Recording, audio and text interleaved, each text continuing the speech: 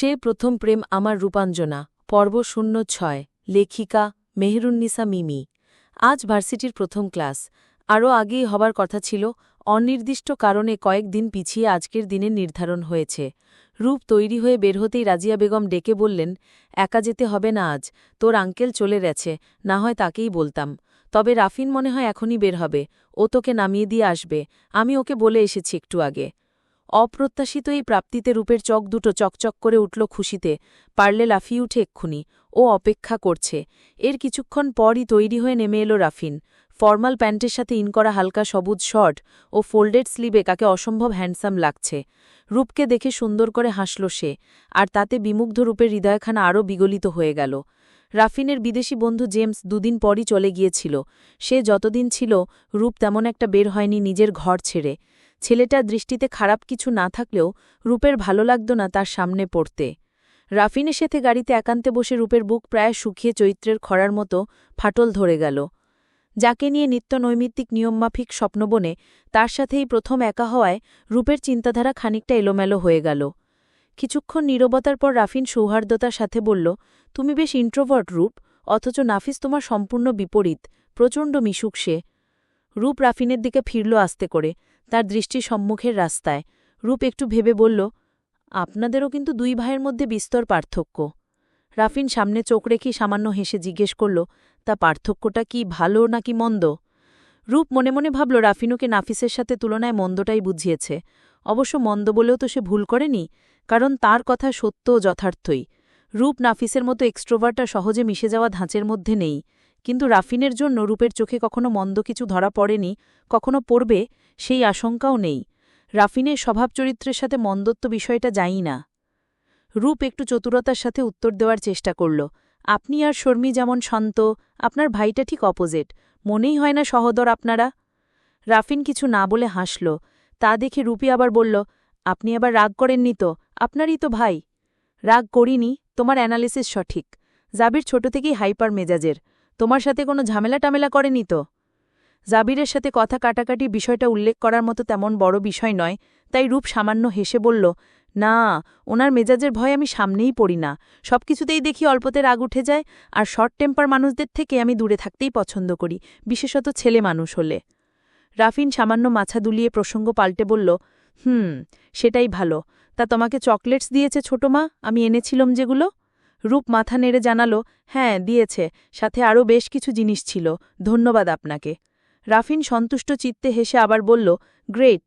আচ্ছা শোনো, ভার্সিটিতে অনেক ইয়াং বদমাশ থাকে, যাদের কাজই হচ্ছে মেয়েদের ডিস্টার্ব করা। তেমন কিছু হলে লজ্জা সংকোচে মোটেও লুকাবে না, সবার আগে আমাকে বলবে। তোমার ভার্সিটিতে আমার বেশ পরিচিতি আছে। রূপ মাথা ঝাঁকিয়ে বাধ্যের মতো সায় জানালো। ওকে নামিয়ে দিয়ে রাফিন অফিসের উদ্দেশ্যে গাড়ি ঘোরাল। যতক্ষণ গাড়িটা দৃষ্টিসীমার আড়াল না হল, রূপ তাকিয়েই থাকল। রাফিনের আজকের ব্যবহারে সেদিনের পাত্রী দেখার দুঃখটা প্রায় ভুলেই গেল রূপ। তার সহজ সাবলীল কথাবার্তায় আনন্দ যেমন হল, তেমন মনটাও আরও ঝুঁকে গেল মানুষটার প্রতি। ওর প্রতি এই সামান্য কেয়ারেই আপ্লুত হয়ে গেল মন। নতুন করে স্বপ্নের জাল বুনতে লাগল আবারও। শুক্রবার বিকেলে সবাই বাড়িতে ছিল। বিকেল পর্যন্ত সবাই যার যার মতো রেস্ট নিল। ইস্তিয়াক আঙ্কেলদের এক কলিগের আজ নিমন্ত্রণা ছিল বাড়িতে। উনি আগেও কয়েকবার এসেছেন, তাই চৌধুরী বাড়ির মোটামুটি সবার সাথেই পরিচিত আশরাফ সাহেব। বিকেলে ওনারা তিনজন একসাথে বসে বাড়ির আঙ্গিনা অর্থাৎ বাগানের সাইটে বসে চা খেলেন। অফিসিয়াল কথাবার্তা বাদ দিয়ে আজ চলল ওনাদের ঘরোয়া ও বন্ধুত্বপূর্ণ আলাপ আলোচনা। রাফিন আর জাবির দুজন বাড়িতেই যার যার কামরায় দরজা এঁটে বসে আছে। শর্মী এসে রূপকে জানালো ওরা ছাদে যাবে, বৈশাখের নির্মল খোলা আবহাওয়ায় বসে চা নাস্তা খাবে সবাই। রূপ, রুমু, শর্মী, আবিদ সবাই আসার পর আফিয়া বেগম আর রাজিয়া বেগমও এলেন। ওনাদের আদেশেই রাফিন আর জাবিরকেও ডেকে আনা হল। জাবির বেজায় বিরক্ত হলেও রাফিন খুশি মনে এসে বসল সবার মধ্যে। পরিবারের সাথে সময় কাটানো তার বরাবরই বেশ প্রশান্তিদায়ক লাগে। এতে হৃদয় ও মন সব রিফ্রেশ হয়। সপ্তাহে শেষে আবার প্রশান্ত মনে নতুন উদ্যমে কাজকর্মে মনোনিবেশ করা যায়। বিশেষ করে মেঘলা আকাশের এই অন্তর্জুড়ানো শীতল আবহাওয়ায় বসে নানান বিষয়ে কথাবার্তায় মেতে ওঠা তার প্রিয় কাজের একটি। সেই প্রীতিকর পরিবেশে অযাচিত এক প্রসঙ্গ তুলে বসলেন আফিয়া বেগম। ছেলেরা এই মুহূর্তে এই প্রসঙ্গটা পছন্দ করবে কিনা তা না ভেবে তিনি সরল মনে প্রশ্ন করলেন, তোরা দুই ভাই কোম্পানি আলাদা করে নিচ্ছিস কেন বলতো? একসাথে বিজনেস করলে কি সমস্যা? তোদের বাবা চাচা দুই ভাই তো আজীবন একই সাথে কাজ করে আসছে। রাফিন স্বাভাবিক থাকলেও প্রশ্নটা শুনে জাবিরের থমথমে মুখটা আরও কঠিন হয়ে গেল। সে উত্তর দেওয়ার প্রয়োজন মনে করল না। বেশিরভাগ সময়ই ঘরের মানুষের প্রশ্ন জিজ্ঞাসাবাদে সে আগ্রহ দেখায় না। প্রশ্ন জুৎসই হোক বা না হোক, মন না চাইলে উত্তরও দেয় না। উত্তর দেওয়ার দায়িত্বটা রাফিন নিজ কাঁধে তুলে নিল। জাবিরকে ইঙ্গিত করে ইতিবাচক অভিব্যক্তি সহকারেই জানাল, এটা ওর ইচ্ছেতে হচ্ছে, সমস্যা নেই। ও নিজের যোগ্যতা দিয়ে আলাদা কিছু প্রতিষ্ঠিত করতে পারলে সেটা আমাদের জন্যই গৌরবের বিষয় হবে। আফটার অল, এক কোম্পানি 4 জন মিলে হ্যান্ডেল করার প্রয়োজনও নেই। আফিয়া বেগমের মনোপুত হল রাফিনের ব্যাখ্যাটা, কিন্তু অজানা এই বিষয়ের কথাবার্তাগুলো শুনে রূপ অত্যন্ত আশ্চর্যান্বিত হল। বিস্মিত চিত্তে ভাবল, জাবির কাজের ক্ষেত্রেও সবার থেকে বিমুখ থাকতে চায়, কারো সাথেই কি এর বনিবনা করে থাকতে ইচ্ছা করে না। রূপ দীর্ঘশ্বাস ফেলে চিন্তা করল, কত পার্থক্য একই মায়ের গর্ভের 2 জন সন্তানের মধ্যে। এক ভাইয়ের দোষ অন্য ভাই কি সুন্দর করেই না ঢেকে দিচ্ছে। কত স্নেহ নিয়ে ছোট ভাইকে অ্যাপ্রিশিয়েট করছে রাফিন। রূপের হৃদয়ে আরও একবার শীতল স্পর্শ খেলে গেল রাফিনের মহত্বতায়। মানুষটার জন্য অনুভূতিগুলো ওর অন্তরে তীর তীর করে বেড়েই চলেছে প্রতিনিয়ত। সন্ধ্যা ছুঁই ছুঁই সময় আফিয়া আর রাজিয়া নেমে গেলেন। শর্মী, রুমু আর রূপ ছাদের অন্য পাশের ফুল গাছগুলো দেখতে গেল। অসংখ্য দেশি বিদেশি ফুলের চারায় ভর্তি এপাশটা। এগুলোর পরিচর্যা করেন রাজিয়া বেগম আর আফিয়া বেগমই। মাঝে মধ্যে শর্মীও দেখাশোনা করে, ইচ্ছে হলে বা মনে পড়লে। তবে রূপ খুব কমই আসে। আজ সবকটা টবে রং বেরঙের অজস্র ফুল দেখে এত মনোহর লাগল ওর, সিদ্ধান্ত নিয়ে ফেলল এখন থেকে নিয়মিত এসে এদের দেখভাল করবে। সন্ধ্যার আলো মিলানোর আগেই ঘুরে ঘুরে বেশ অনেকগুলো ছবি তুলে নিল রূপ। বিরাটকায় ছাদটাতে রেলিং করা নেই। রূপ যখন ছুঁয়ে ছুঁয়ে দেখছিল গাছ, ফুল, পাতা, তখনই কিভাবে যেন ফ্যালোনপসিস অর্কিড ফুলের বিশাল মাটির টপটা ওর পায়ের উপর পড়ল আচমকা। আকস্মিক ব্যথায় চিৎকার করে উঠল রূপ। শর্মী, রুমও ছবি তুলতে মনোযোগী ছিল। ওরা সাথে সাথে ছুটে এলো। মাত্রই আবিদ এসে দাঁড়িয়েছিল ওদের কাছে। 3 জনে মিলে টপটা টেনে ওঠানোর চেষ্টা করল। চিৎকার শুনে অন্য প্রান্তে বসা রাফিন আর তার জাবিরও ছুটে এলো। ততক্ষণে টপটা উঠিয়ে ফেলেছে ওরা। জাবির কোনো কিছু না ভেবেই তাৎক্ষণিক রূপের পায়ের কাছে বসে পড়ল। দেখতে পেল 2টা আঙুল থেতলে গিয়ে ফেটে রক্ত বের হচ্ছে। নীল হতে হতে কালচে রং ধারণ করছে অল্প সময়েই। জাবির মুহূর্ত সময় ব্যয় না করে নিজের হাত দিয়ে শক্ত করে চেপে ধরল ক্ষতস্থান।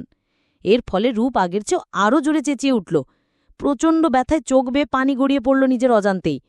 খিচে চোখ বন্ধ করে চেঁচিয়ে বলল, উফ, কি করছেন, ছেড়ে দিন, ব্যথায় মরে যাচ্ছি।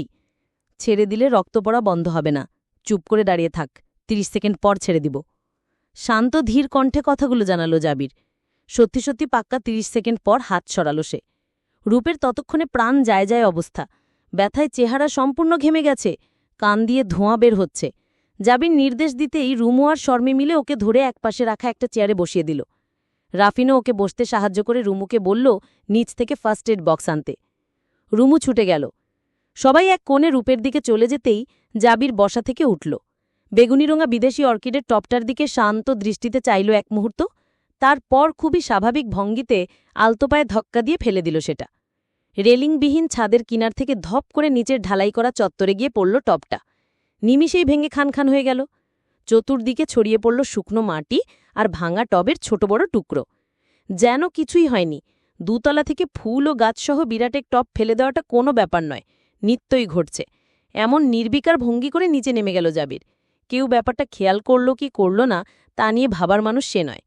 যাওয়ার আগে এক পলক দেখে গেল ঘরমাক্ত কুঞ্চিত সেই অপার্থিব সৌন্দর্যে ঘেরা মুখশ্রী। রুমু ফার্স্ট এড নিয়ে আসলে ছাদের কল থেকে পানি এনে দিল শর্মী। রাফিন নিজ হাতে অ্যান্টিসেপটিক লাগিয়ে ব্যান্ডেজ করে দিল রূপের আঙুল দুটো। চিনচিনে এক টানা পায়ের ব্যথার মধ্যেও রাফিনের কর্মে মনে শান্তি পেল রূপ।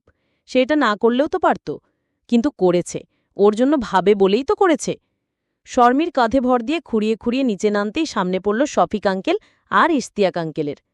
শফিক সাহেব এগিয়ে এসে উদ্বিগ্ন কণ্ঠে জানতে চাইলেন, কি হয়েছে রূপ? রূপ অসহান মুখ করে বলল, ব্যথা পেয়েছি আঙ্কেল, টপ পড়েছে পায়ে। শফিক সাহেবের পাশে ইশতিয়াক সাহেবও এসে দাঁড়িয়েছেন। তিনি রূপের কথা শুনে একটু অবাক হয়ে জিজ্ঞেস করলেন, কিন্তু টবটা তো দেখলাম ছাদ থেকে নিচের চত্বরে পড়েছে, তাহলে তোমার পায়ে আঘাত পেল কি করে? রূপ নিজে এবং ওর সাথে দাঁড়ানো শর্মী, রুমু কিছু বুঝতে পারল না। টবটা কি নিজে পড়ে গেছে? শর্মীর মনে ধারণা হলো টবটা নিজে নিজে অত দূরে উল্টে পড়ার প্রশ্নই আসে না। কেউ নিশ্চয়ই ইচ্ছে করে ফেলেছে। আর এমন একটা বেপরোয়া কাজ একজনই করতে পারে শুধু। কথাটা ভাবতেই শর্মির কপালে পরপর কয়েকটা কুঞ্চিত রেখা স্পষ্ট হল। সে হিসেব মেলাতে ব্যর্থ হল বিষয়টা। গোটা ব্যাপারটাই তার কাছে এখন রহস্যময় ও ঘোর পেচের মনে হচ্ছে। তার হিসেব কি তাহলে সঠিক নয়, নাকি এক হিসেবের মধ্যেই অন্যটাও ঢুকে পড়েছে একই সাথে, আর সে ওটা লক্ষ্য করেনি বলেই গোলমেলে লাগছে? ব্যাপারটা তাহলে ত্রিমাত্রিক? এমনটা হলে অতিমাত্রায় উদ্ভট হয়ে যাবে না? শর্মি এই দুর্বোধ্য ব্যাপারে আপাতত আর কিছু ভেবে মাথা ঘাটানোর এনার্জি পেল না। এদিকে রূপের হাঁসফাঁস দেখে শফিক সাহেব বললেন, এসব কথা থাক, ওকে আগে রুমে নিয়ে যার রুমু। আর শর্মি, তুই 2 কাপ চার পাঠাতো মা বসার ঘরে। ইশতিয়াক সাহেবও সম্মত জানিয়ে আদরেশ্বরে উপদেশস্বরূপ বললেন, ব্যান্ডেজ দেখে তো মনে হচ্ছে ভালো ব্যথাই পেয়েছ রূপ। বেশি ব্যথা করলে লোয়ার মিলিগ্রামের একটা ওষুধ খেয়ে নিও, আর রাতে ঘুমের আগে ব্যান্ডেজ খুলে আবার ওয়াশ করো, নয়তো ইনফেকশনের ভয় থেকে যাবে। রূপ মাথা নেড়ে রুমুর সাথে চলে গেল। শর্মি গেল কিচেনের দিকে। নতুন করে চা বানিয়ে দিয়ে আসতে হবে। চৌধুরী বাড়িতে চা বানানো বা রান্নার কাজটা কাজের লোকদের দিয়ে করানো হয় না। রূপ ঘরে গিয়ে ব্যথা থেকে মন ভুলানোর উদ্দেশ্যে কিছুক্ষণ বই ঘাটাঘাটি করল। অবশেষে আর না পেরে একটা ওষুধ খেয়ে নিল, চিনচিনে ব্যথাটা লাঘব হবার আশায়। তারপর আবার বেশ লম্বা সময় পড়ার টেবিলে কাটিয়ে ঘড়ির দিকে চাইল। রাত 9টার বেশি। টেবিল থেকে উঠে ধীরে ধীরে বারান্দার দিকে গেল ও। কদিন ধরে ঝড়ো আবহাওয়ার উত্তাল বাইরের পরিবেশ। বারান্দায় দাঁড়াতেই শীতল বাতাসের ঝড়ো ঝাপটা রূপের চোখে মুখে আছড়ে পড়ল। সেই শীতলতা যেন শরীর ছাপিয়ে অন্তরেও প্রবেশ করছে অবাধ্যের মতো। চোখ বন্ধ করে প্রলম্বিত শ্বাস টানল রূপ। আবার যখন চোখ খুলল, দৃষ্টি গেল বাড়ির বাইরের বিরাট আঙিনার একপাশে ফুলে ঘেরা বাগানটিতে। ক্ষুদ্র একটা জলজলের লাল বিন্দু বারবার উঠানামা করছে। ব্যাপারটা আদতে কি, তা বুঝতে একটু সময় লাগল ওর। ক্ষণকাল চোখ ছোট করে তাকিয়ে থেকে বুঝল, কেউ চত্বরের উজ্জ্বল বাতির সীমানা এড়িয়ে চেয়ার টেনে নিয়ে বসেছে অন্ধকার পাশে। তাই চেহারাটা স্পষ্ট নয় দোতলার রূপের বারান্দা থেকে। ও দেখতে না পেলেও কামরার আলোতে সেই অন্ধকার কোণ থেকে ওর চেহারাটা স্পষ্টই দেখা যাচ্ছিল নিচ থেকে, যেটা ও এখানে দাঁড়িয়ে একটু মাথা খাটালেই বুঝতে পারত সম্ভবত। ও একটু ঝুঁকে দেখার চেষ্টা করল রাফিনের গাড়িটা গ্যারেজে আছে কিনা। গ্যারেজের অংশ দেখা যাচ্ছে না এখান থেকে। রাফিন সন্ধ্যায় বের হয়ে এখন বাড়িতে ফিরেছে কিনা তাই বুঝার চেষ্টা করছিল ও। কিছু দেখতে না পেয়ে কিছুক্ষণ দাঁড়িয়ে থেকে তারপর রুমে চলে এলো আবার। পায়ের ব্যথা কমেছে অনেক। নিচতলায় নেমে দেখল মা ও চাচির সাথে কিচেনে কিছু রান্না করছে শর্মি। রূপকে দেখে রাজিয়া বেগম জিজ্ঞেস করলেন, ওষুধটা যে দিয়ে এসেছিলাম খেয়েছিস? রূপ ওনার উদ্দেশ্যে মাথা নেড়ে শর্মিকে জিজ্ঞেস করল, তুমি কি করছো শর্মি? শর্মি হাসি মুখে ফিরে চেয়ে জানাল, বড় ভাইয়া আবদার করেছে আমার হাতে কাস্টার্ড খাবে, সেটারই প্রিপারেশন নিচ্ছি। তোমার হাতের কাস্টার্ড বুঝি স্পেশাল হয়? You are correct. মা ছোট মা তো পারেই না ঠিক করে, কিন্তু আমারটা খেয়ে দেখো, সত্যি বলছি ভুলতে পারবে না। রূপের বলার ধরন দেখে হেসে ফেলল রূপ। আফিয়া বেগম বললেন, দেখো নিজের ঢাকঢোল কিভাবে নিজেই পেটাচ্ছে বোকা মেয়েটা। রাজিয়া বেগম জায়ের মন্তব্যের ঘোর আপত্তি জানিয়ে ধাস্য প্রদান করলেন। সত্য বলতে বোকামি কিসের, সেটা অন্যের হোক বা নিজের বিষয়ই হোক। ঠিক বলেছি না শর্মি? শর্মি প্রথমে মায়ের কথায় মুখ ফুলাল, তারপর ছোটমার পক্ষাবলম্বনে সন্তুষ্ট হয়ে বলল, এই ঘরে একমাত্র তুমি আর বড় ভাইয়াই সঠিক কথা বলো ছোট মা। অন্যরা তো আমার প্রশংসার প্রসঙ্গ এলে কার্পণ্যতায় ডুবে থাকে। ওদের খুনসুতিতে মজা পেয়ে খিলখিলিয়ে হেসে উঠল রূপ। এমন সময় পিছন থেকে হঠাৎ শোনা গেল অভিমানী কণ্ঠস্বর, আমাকে ছাড়াই তোমরা আড্ডা দিচ্ছ, সো আনফেয়ার। রাজিয়া বেগম বললেন, রান্নাঘরে আড্ডা দিচ্ছি তাই না? সবাইকে তোর মতো গাধিই ভাবিস নাকি? রাজিয়া বেগমের কথা এবার আফিয়া বেগমেরও ঠিক মনোপুত হল না। তিনিও বিরোধ প্রকাশ করে কপট রাগের ভান করে শাসালেন, মেয়েটার সাথে এভাবে কথা বলবি না রাজিয়া।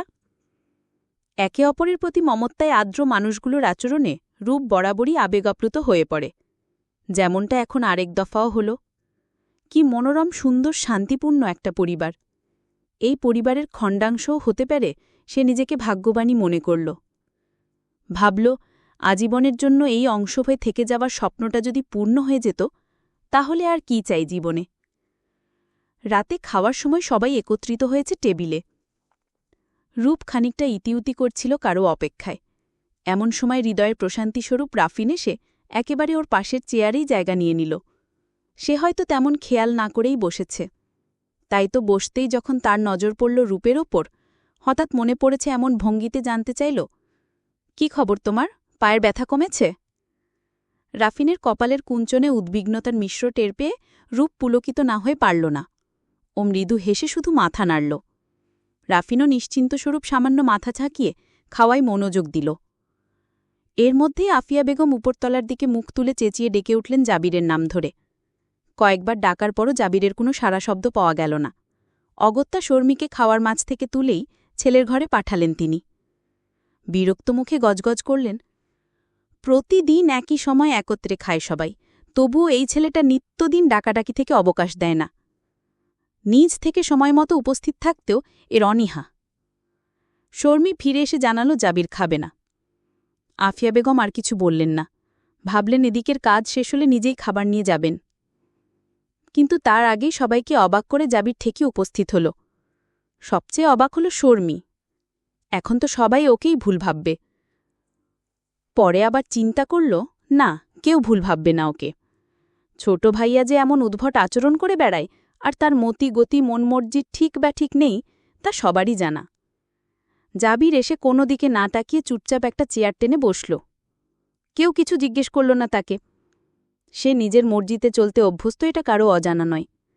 বরঞ্চ তা যেন চৌধুরী বাড়ির প্রতিটি ইট পাথরে অক্ষরে অক্ষরে খোদাই করাই হয়ে গেছে ইতিমধ্যে। জাবিরের নির্লিপ্ত মুখটাতে বিরক্ত চোখে তাকিয়ে রূপ মনে মনে আখ্যা দিল, আজব ক্যারেক্টার।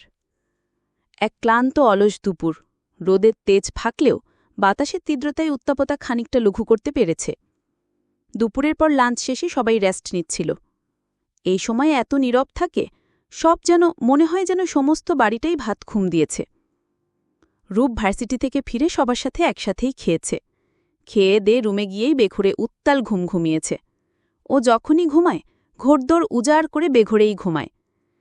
বিকেলে ঘুম ভাঙতে সোজা আগে রান্নাঘরে গেল। বাড়ির অন্দর তখনও চুপচাপ। ঘুম ভাঙলেও প্রয়োজন নেই বিধায় কেউ রুম থেকে বের হয়নি। রূপ নিজের জন্য চায়ের পানি বসাল।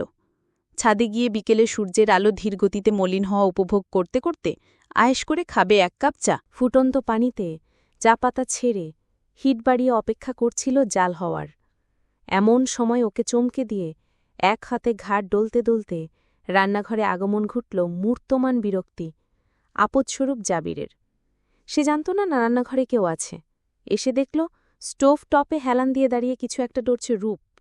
জাবির মুখ গোল করে নিঃশ্বাস ফেলে ফট করে বলল, এক কাপ কফি খাওয়াতে পারবি? জাবিরের উপস্থিতি রূপ টের পায়নি রূপ, তাই প্রথমে চমকে গিয়েছিল। ধাতস্থ হয়ে ফোঁস করে নিঃশ্বাস ফেলে অনুযোগ করল, ভূতের মতো আসেন কেন? জাবির শব্দ করে শ্বাস টেনে বলল, এর পরের বার থেকে দানবের মতো আসব, থপ থপ করে পা ফেলে। হালকের মতো আসলে হবে? আপাতত একটু কফি করে দে। জাবিরের এই হুকুম হাকামির স্বভাবটা রূপের মোটেও পছন্দ হয় না। রূপ মুখ ঘুরিয়ে জাবিরের দিকে তাকিয়ে রাখতে গিয়েও রাগল না।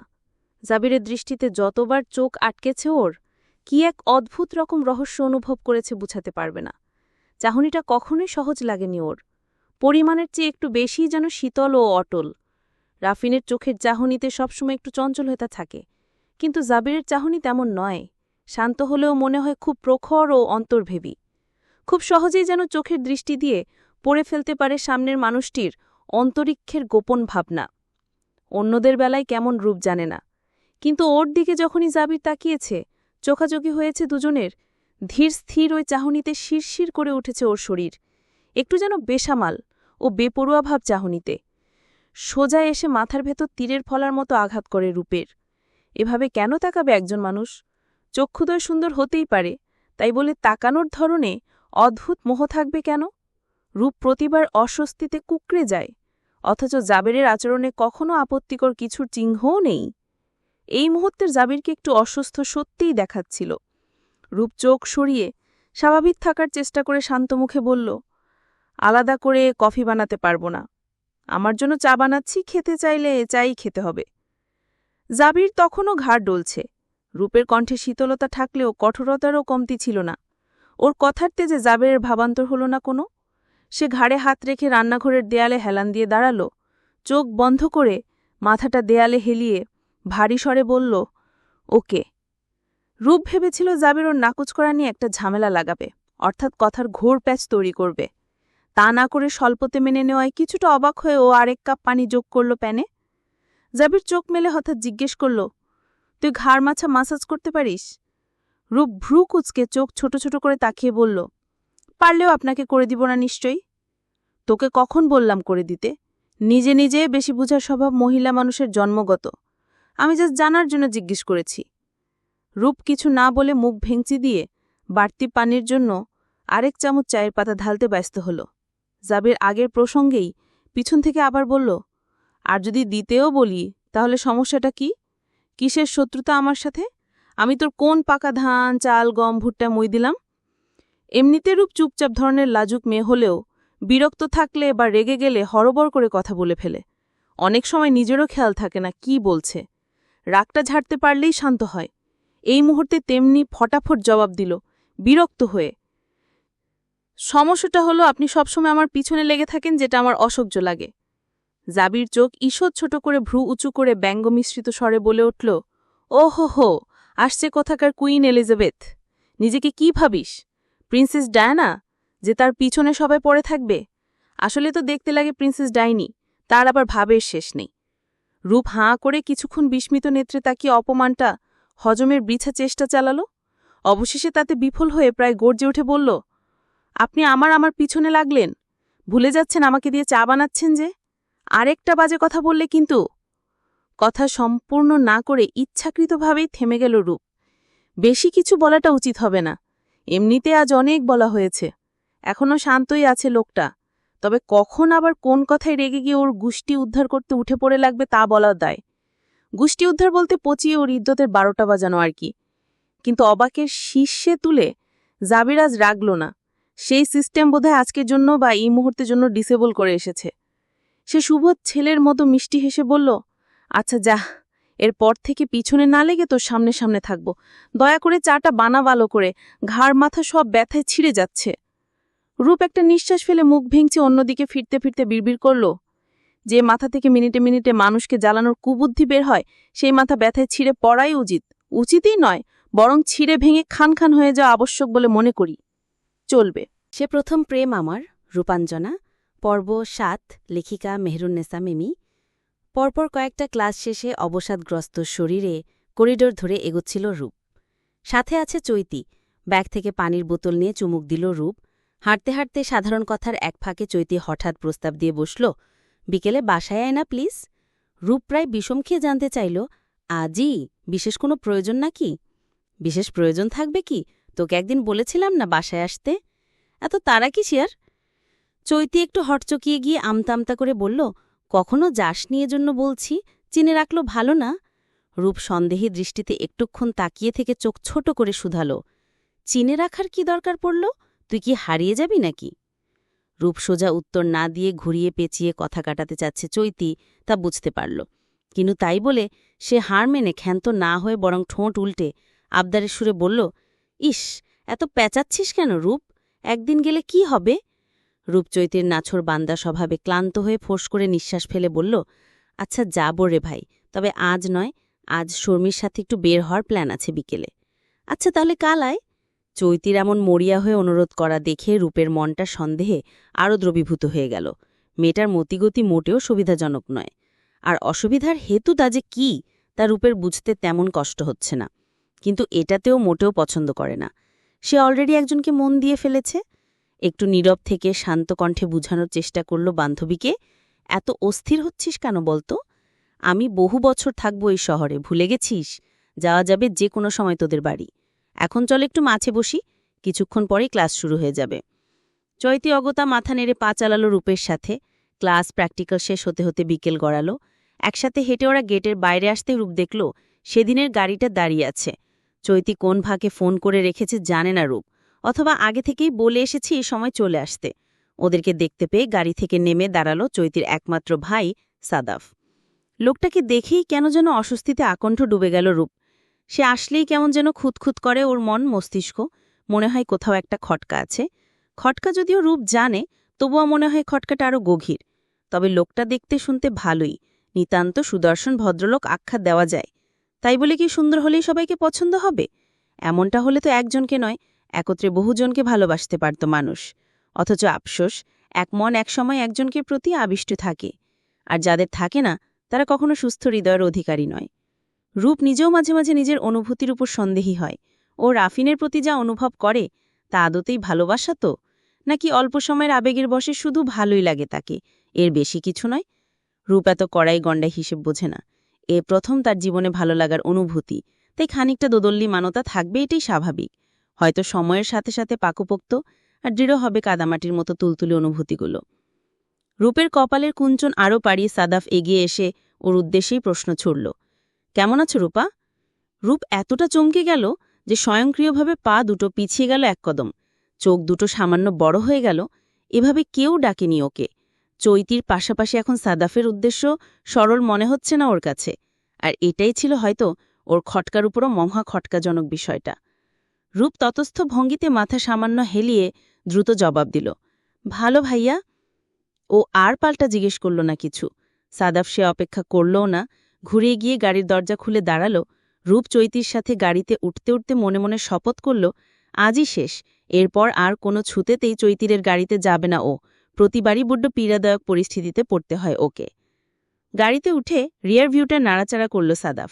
তারপর গাড়ি স্টার্ট দিয়ে মার্জিত সাবলীল স্বরে জানতে চাইল, কিছু খাবে তোমরা? রূপ অসম্মতি জানিয়ে কিছু বলার আগে চৈতি বলে উঠল, অবশ্যই খাওয়া যায়। এক কাজ করো ভাইয়া, একটা জাপানিজ রেস্টুরেন্টে থামাও। আজ রূপকে নিয়ে সুশি আর সুকিয়াকিটা ট্রাই করেই ফেলি। রূপের ধীর গতিতে বাড়ন্ত মেজাজটা এবার তরতর করে খারাপের পথে এগোতে লাগল। ও ফট করে বলে বসল, তোরা যা, আমার বাসায় কাজ আছে, যেতে হবে। চৈতি হতাশ মুখ করে চাইল ওর দিকে। চৈতির অপেক্ষা না করে সাদাফ বিরাট একটা বুদ্ধি দিয়ে বাধিত করল যেন, বেশিক্ষণ না বসলেই হবে, আধ ঘন্টার মধ্যে খেয়ে বের হয়ে যেও। রূপ রাগে প্রায় ফুঁসতে লাগল ভিতর ভিতর। জোর গলায় বলতে ইচ্ছে করল, পটানোর এইসব বিফল চেষ্টা অন্য জায়গায় গিয়ে ফলাবেন, আমার মনে জায়গা নেই। কিন্তু বলতে পারল না। না পারার দুঃখে মনে মনে নিজেকেই বারবার চপেটাঘাত করে শুধালো, লোকটাকেও দেখে কেন উঠেছিলি এ গাড়িতে? উপায়ন্তর না পেয়ে শেষে রেস্টুরেন্টে যেতেই হয়েছে ওকে। সেখান থেকে ফিরতে ফিরতে বিকেলের শেষ ভাগ হয়ে গেল প্রায়। শর্মী ডাইনিংয়ে বসে রূপের জন্যই অধীর অপেক্ষায় ছিল। ও বাড়িতে ঢোকার সাথে সাথে শর্মী হাঁপিতেশ করে প্রায় কেঁদে উঠল, কোথায় ছিলে তুমি? কখন থেকে অপেক্ষা করছিলাম জানো? কথা যে দিয়েছিলে আমার সাথে পার্লারে যাবে, ভুলে গেছিও রূপ?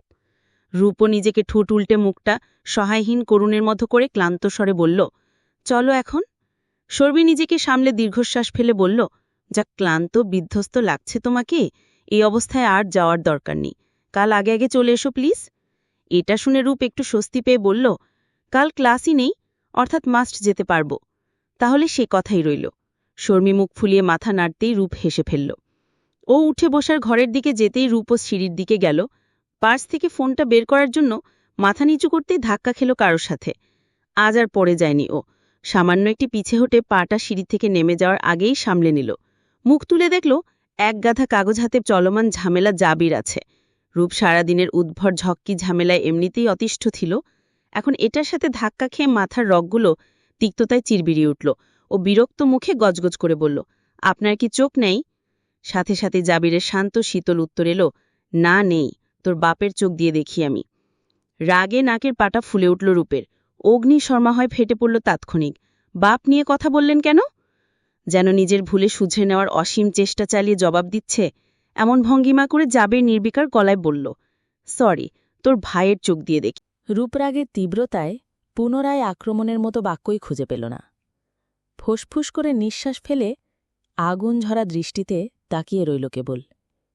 ভস্য করে দিতে চাচ্ছে যেন সামনে দাঁড়ানো শয়তানের সর্বশ্রেষ্ঠ চেলাটাকে। জাবিরকে চুপচাপ ওর দিকে তাকিয়ে থাকতে দেখে বুঝল, সে ওর রাগে দিশেহারা ভাবটা বেশ মজা নিয়ে উপভোগ করছে। শয়তানের কাজই তো এটা, অন্যের দুরবস্থায় তামাশার মতো আনন্দ পাওয়া। রূপ সেই আনন্দে পানি ঢেলে মুখ ঝামটা দিয়ে চলে গেল। রাতে রূপ ফোনে সময় পার করছিল, এমন সময় শর্মী এলো রুমে। ওর হাতে দুটো বেলিফুলের গাজরা আর দুটো পাতাযুক্ত গোলাপ। এর মধ্যে থেকে একটা গাজরা আর একটা গোলাপ এগিয়ে দিল রূপের দিকে। রূপ আবেশিত চোখে প্রশ্নবোধক বৃষ্টিতে চাইতেই শর্মী জানাল চমকপ্রদ এক তথ্য। বড় ভাইয়া খুব জানে আমি ফুল, মালা, গাজরা এসব ভীষণ পছন্দ করি, তাই অফিস থেকে ফেরার পথে প্রায় নিয়ে আসে। কিন্তু শুধু আমার জন্যেই নয়, মা, ছোট মা আর রুমুর জন্যও আনে। হিমি আপুর জন্য আনতো আগে। অর্থাৎ বাড়িতে যত মেয়ে মানুষ আছে সবার কথা মাথায় রেখে প্রত্যেকের জন্য আলাদা আলাদা ফুল আনতো ভাইয়া।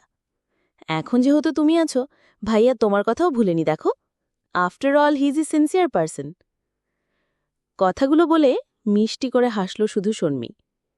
রাফিনের থেকে ফুল পেয়ে শর্মী প্রতিনিয়ত যত খুশি হয়, আজ রূপ একাই তার চেয়ে কয়েক গুণ বেশি খুশি অনুভব করল। অন্তরে ভালো লাগার এক শীতল পরশ বয়ে গেল। যখন ফুল কিনছিল, রাফিনের মাথায় রূপের চিন্তাও এসেছিল। ওর কথাও ভাবে সে। বিষয়টা বোধগম্য হতেই আবেশে গুটিয়ে গেল রূপ। শর্মী ওকে আনমনা হয়ে পড়তে দেখে বাহু চাপড়ে জানতে চাইল, কি হলো, পছন্দ হয়নি? রূপ তড়িঘড়ি করে ফুলগুলো হাতে নিয়ে বলল, অফকোর্স হয়েছে। ইনফ্যাক্ট আমিও তোমার মতো ফুল, গাজরা, ফুলগাছ সবকিছুই প্রচুর ভালোবাসি। কথাগুলো বলতে বলতেই মালাটা হাতে জড়িয়ে নিয়েছে রূপ। শর্মীও নিজেরটা হাতে জড়াল। গোলাপগুলোর লম্বা ডাটা দুজনে যার যার চুলে গুজে নিল। রূপ ভাবল কিছুক্ষণ চুলে রেখে তারপর ফুলদানির পানিতে সাজিয়ে রাখবে, তাহলে দীর্ঘ সময়েও মিলিয়ে যাবে না। তবে শর্মী নিষেধ করল এখনই খুলে ফেলে না যেন, একেবারে ঘুমের সময় যেন সরায়। রূপ অবাক হলেও এই নিয়ে দ্বিমত বা কোনো প্রশ্ন করল না। রূপ শর্মীর মতোই সেও ফুলগুলো হাতে চুলে জড়িয়ে রেখেই ডিনার করতে নিচে নামল। আর নেমেই বিস্ময়কর কাণ্ড দেখে অবাকের সাথে সাথে চমৎকৃতও হল। রাজিয়া বেগম আর আফিয়া বেগমও হাতে মালা জড়িয়ে রেখেছেন। বিষয়টা বড্ড মন ছুঁয়ে গেল রূপের। এই পরিবারের কিছু কিছু দিক ওর এত ভালো লাগে যে ইচ্ছা করে গোটা জীবনটা এদের সাথেই কাটিয়ে দিতে। তারপর ভাবল, রাফিন যদি সত্যি কখনো ভালোবাসে ওকে, তাহলে ওর এই স্বপ্ন পূরণে কেউ বাধা হতে পারবে না। সবাই টেবিলে একত্রিত হতেই সবার শেষে রাফিন আর জাবিরও আসল। সবার স্বাভাবিক প্রতিক্রিয়া দেখে বোঝা গেল মালা জড়ানোর ব্যাপারটা একটা নিয়মিত ঘটনা, অর্থাৎ এমনটা দেখে সবাই অভ্যস্ত। রূপের দৃষ্টি এতক্ষণ পুরুষদের অভিব্যক্তি পর্যলিখিত করতেই ব্যস্ত ছিল। সবার মুখ ঘুরে জাবিরের দিকে নজর পড়তেই দেখল সে মেয়েদের হাতের দিকে তাকিয়ে আছে। মুখের সূক্ষ্ম অভিব্যক্তিতে ফুটে উঠেছে একরাশ বিরক্তি আর তাচ্ছিল্যের ছায়া। সূক্ষ্মভাবেও হলেও রূপ কড়া নজরে দেখছিল বলে ওর নজর এড়ায়নি সেটা। ও প্রচুর বিতৃষ্ণা নিয়ে জাবিরের থেকে চোখ সরিয়ে নিল। এদিকে জাবিরের কড়া দৃষ্টি রূপের হাত ও চুলের উপর পড়তেই ছোট হয়ে গেল চোখ দুটো। কিছুক্ষণ সাপের মতো শীতল ও নিথুর চোখে তাকিয়ে থেকে দৃষ্টি সরিয়ে চুপচাপ খাওয়ায় মনোযোগ দিল। খেতে খেতে রাফিন বেশ উদ্বেলিত ও সন্তুষ্ট গলায় বলে উঠল, সবাইকে কিন্তু অসংখ্য ধন্যবাদ আমার উপহারগুলো ভালোবেসে গ্রহণ করার জন্য। আফিয়া বেগম হেসে উঠে বললেন, প্রতিবার এনেই তো অনুরোধ করি সবাই যেন পড়ি। সন্তানের এরকম ভালোবাসা কি ফেলনা বস্তু নাকি? ইশতিয়াক চৌধুরী আর শফিক চৌধুরী পরিবারের এমন মেলবন্ধন ও হৃদ্যপূর্ণ পরিবেশে বেশ প্রশান্তি অনুভব করেন। ওনারা সন্তুষ্ট চিত্ত মৃদু হাসলেন। রাজিয়া বেগমও খোশ মেজাজে বললেন, এত এত কাজের ফাঁকেও যে আমাদের পছন্দ অপছন্দের কথা মনে থাকে তোর, এজন্য কিন্তু তোকেও ধন্যবাদ। ছোট মায়ের কথা শুনে তৃপ্তির হাসি হাসল রাফিন। রূপ তার পাশের চেয়ারেই বসেছিল।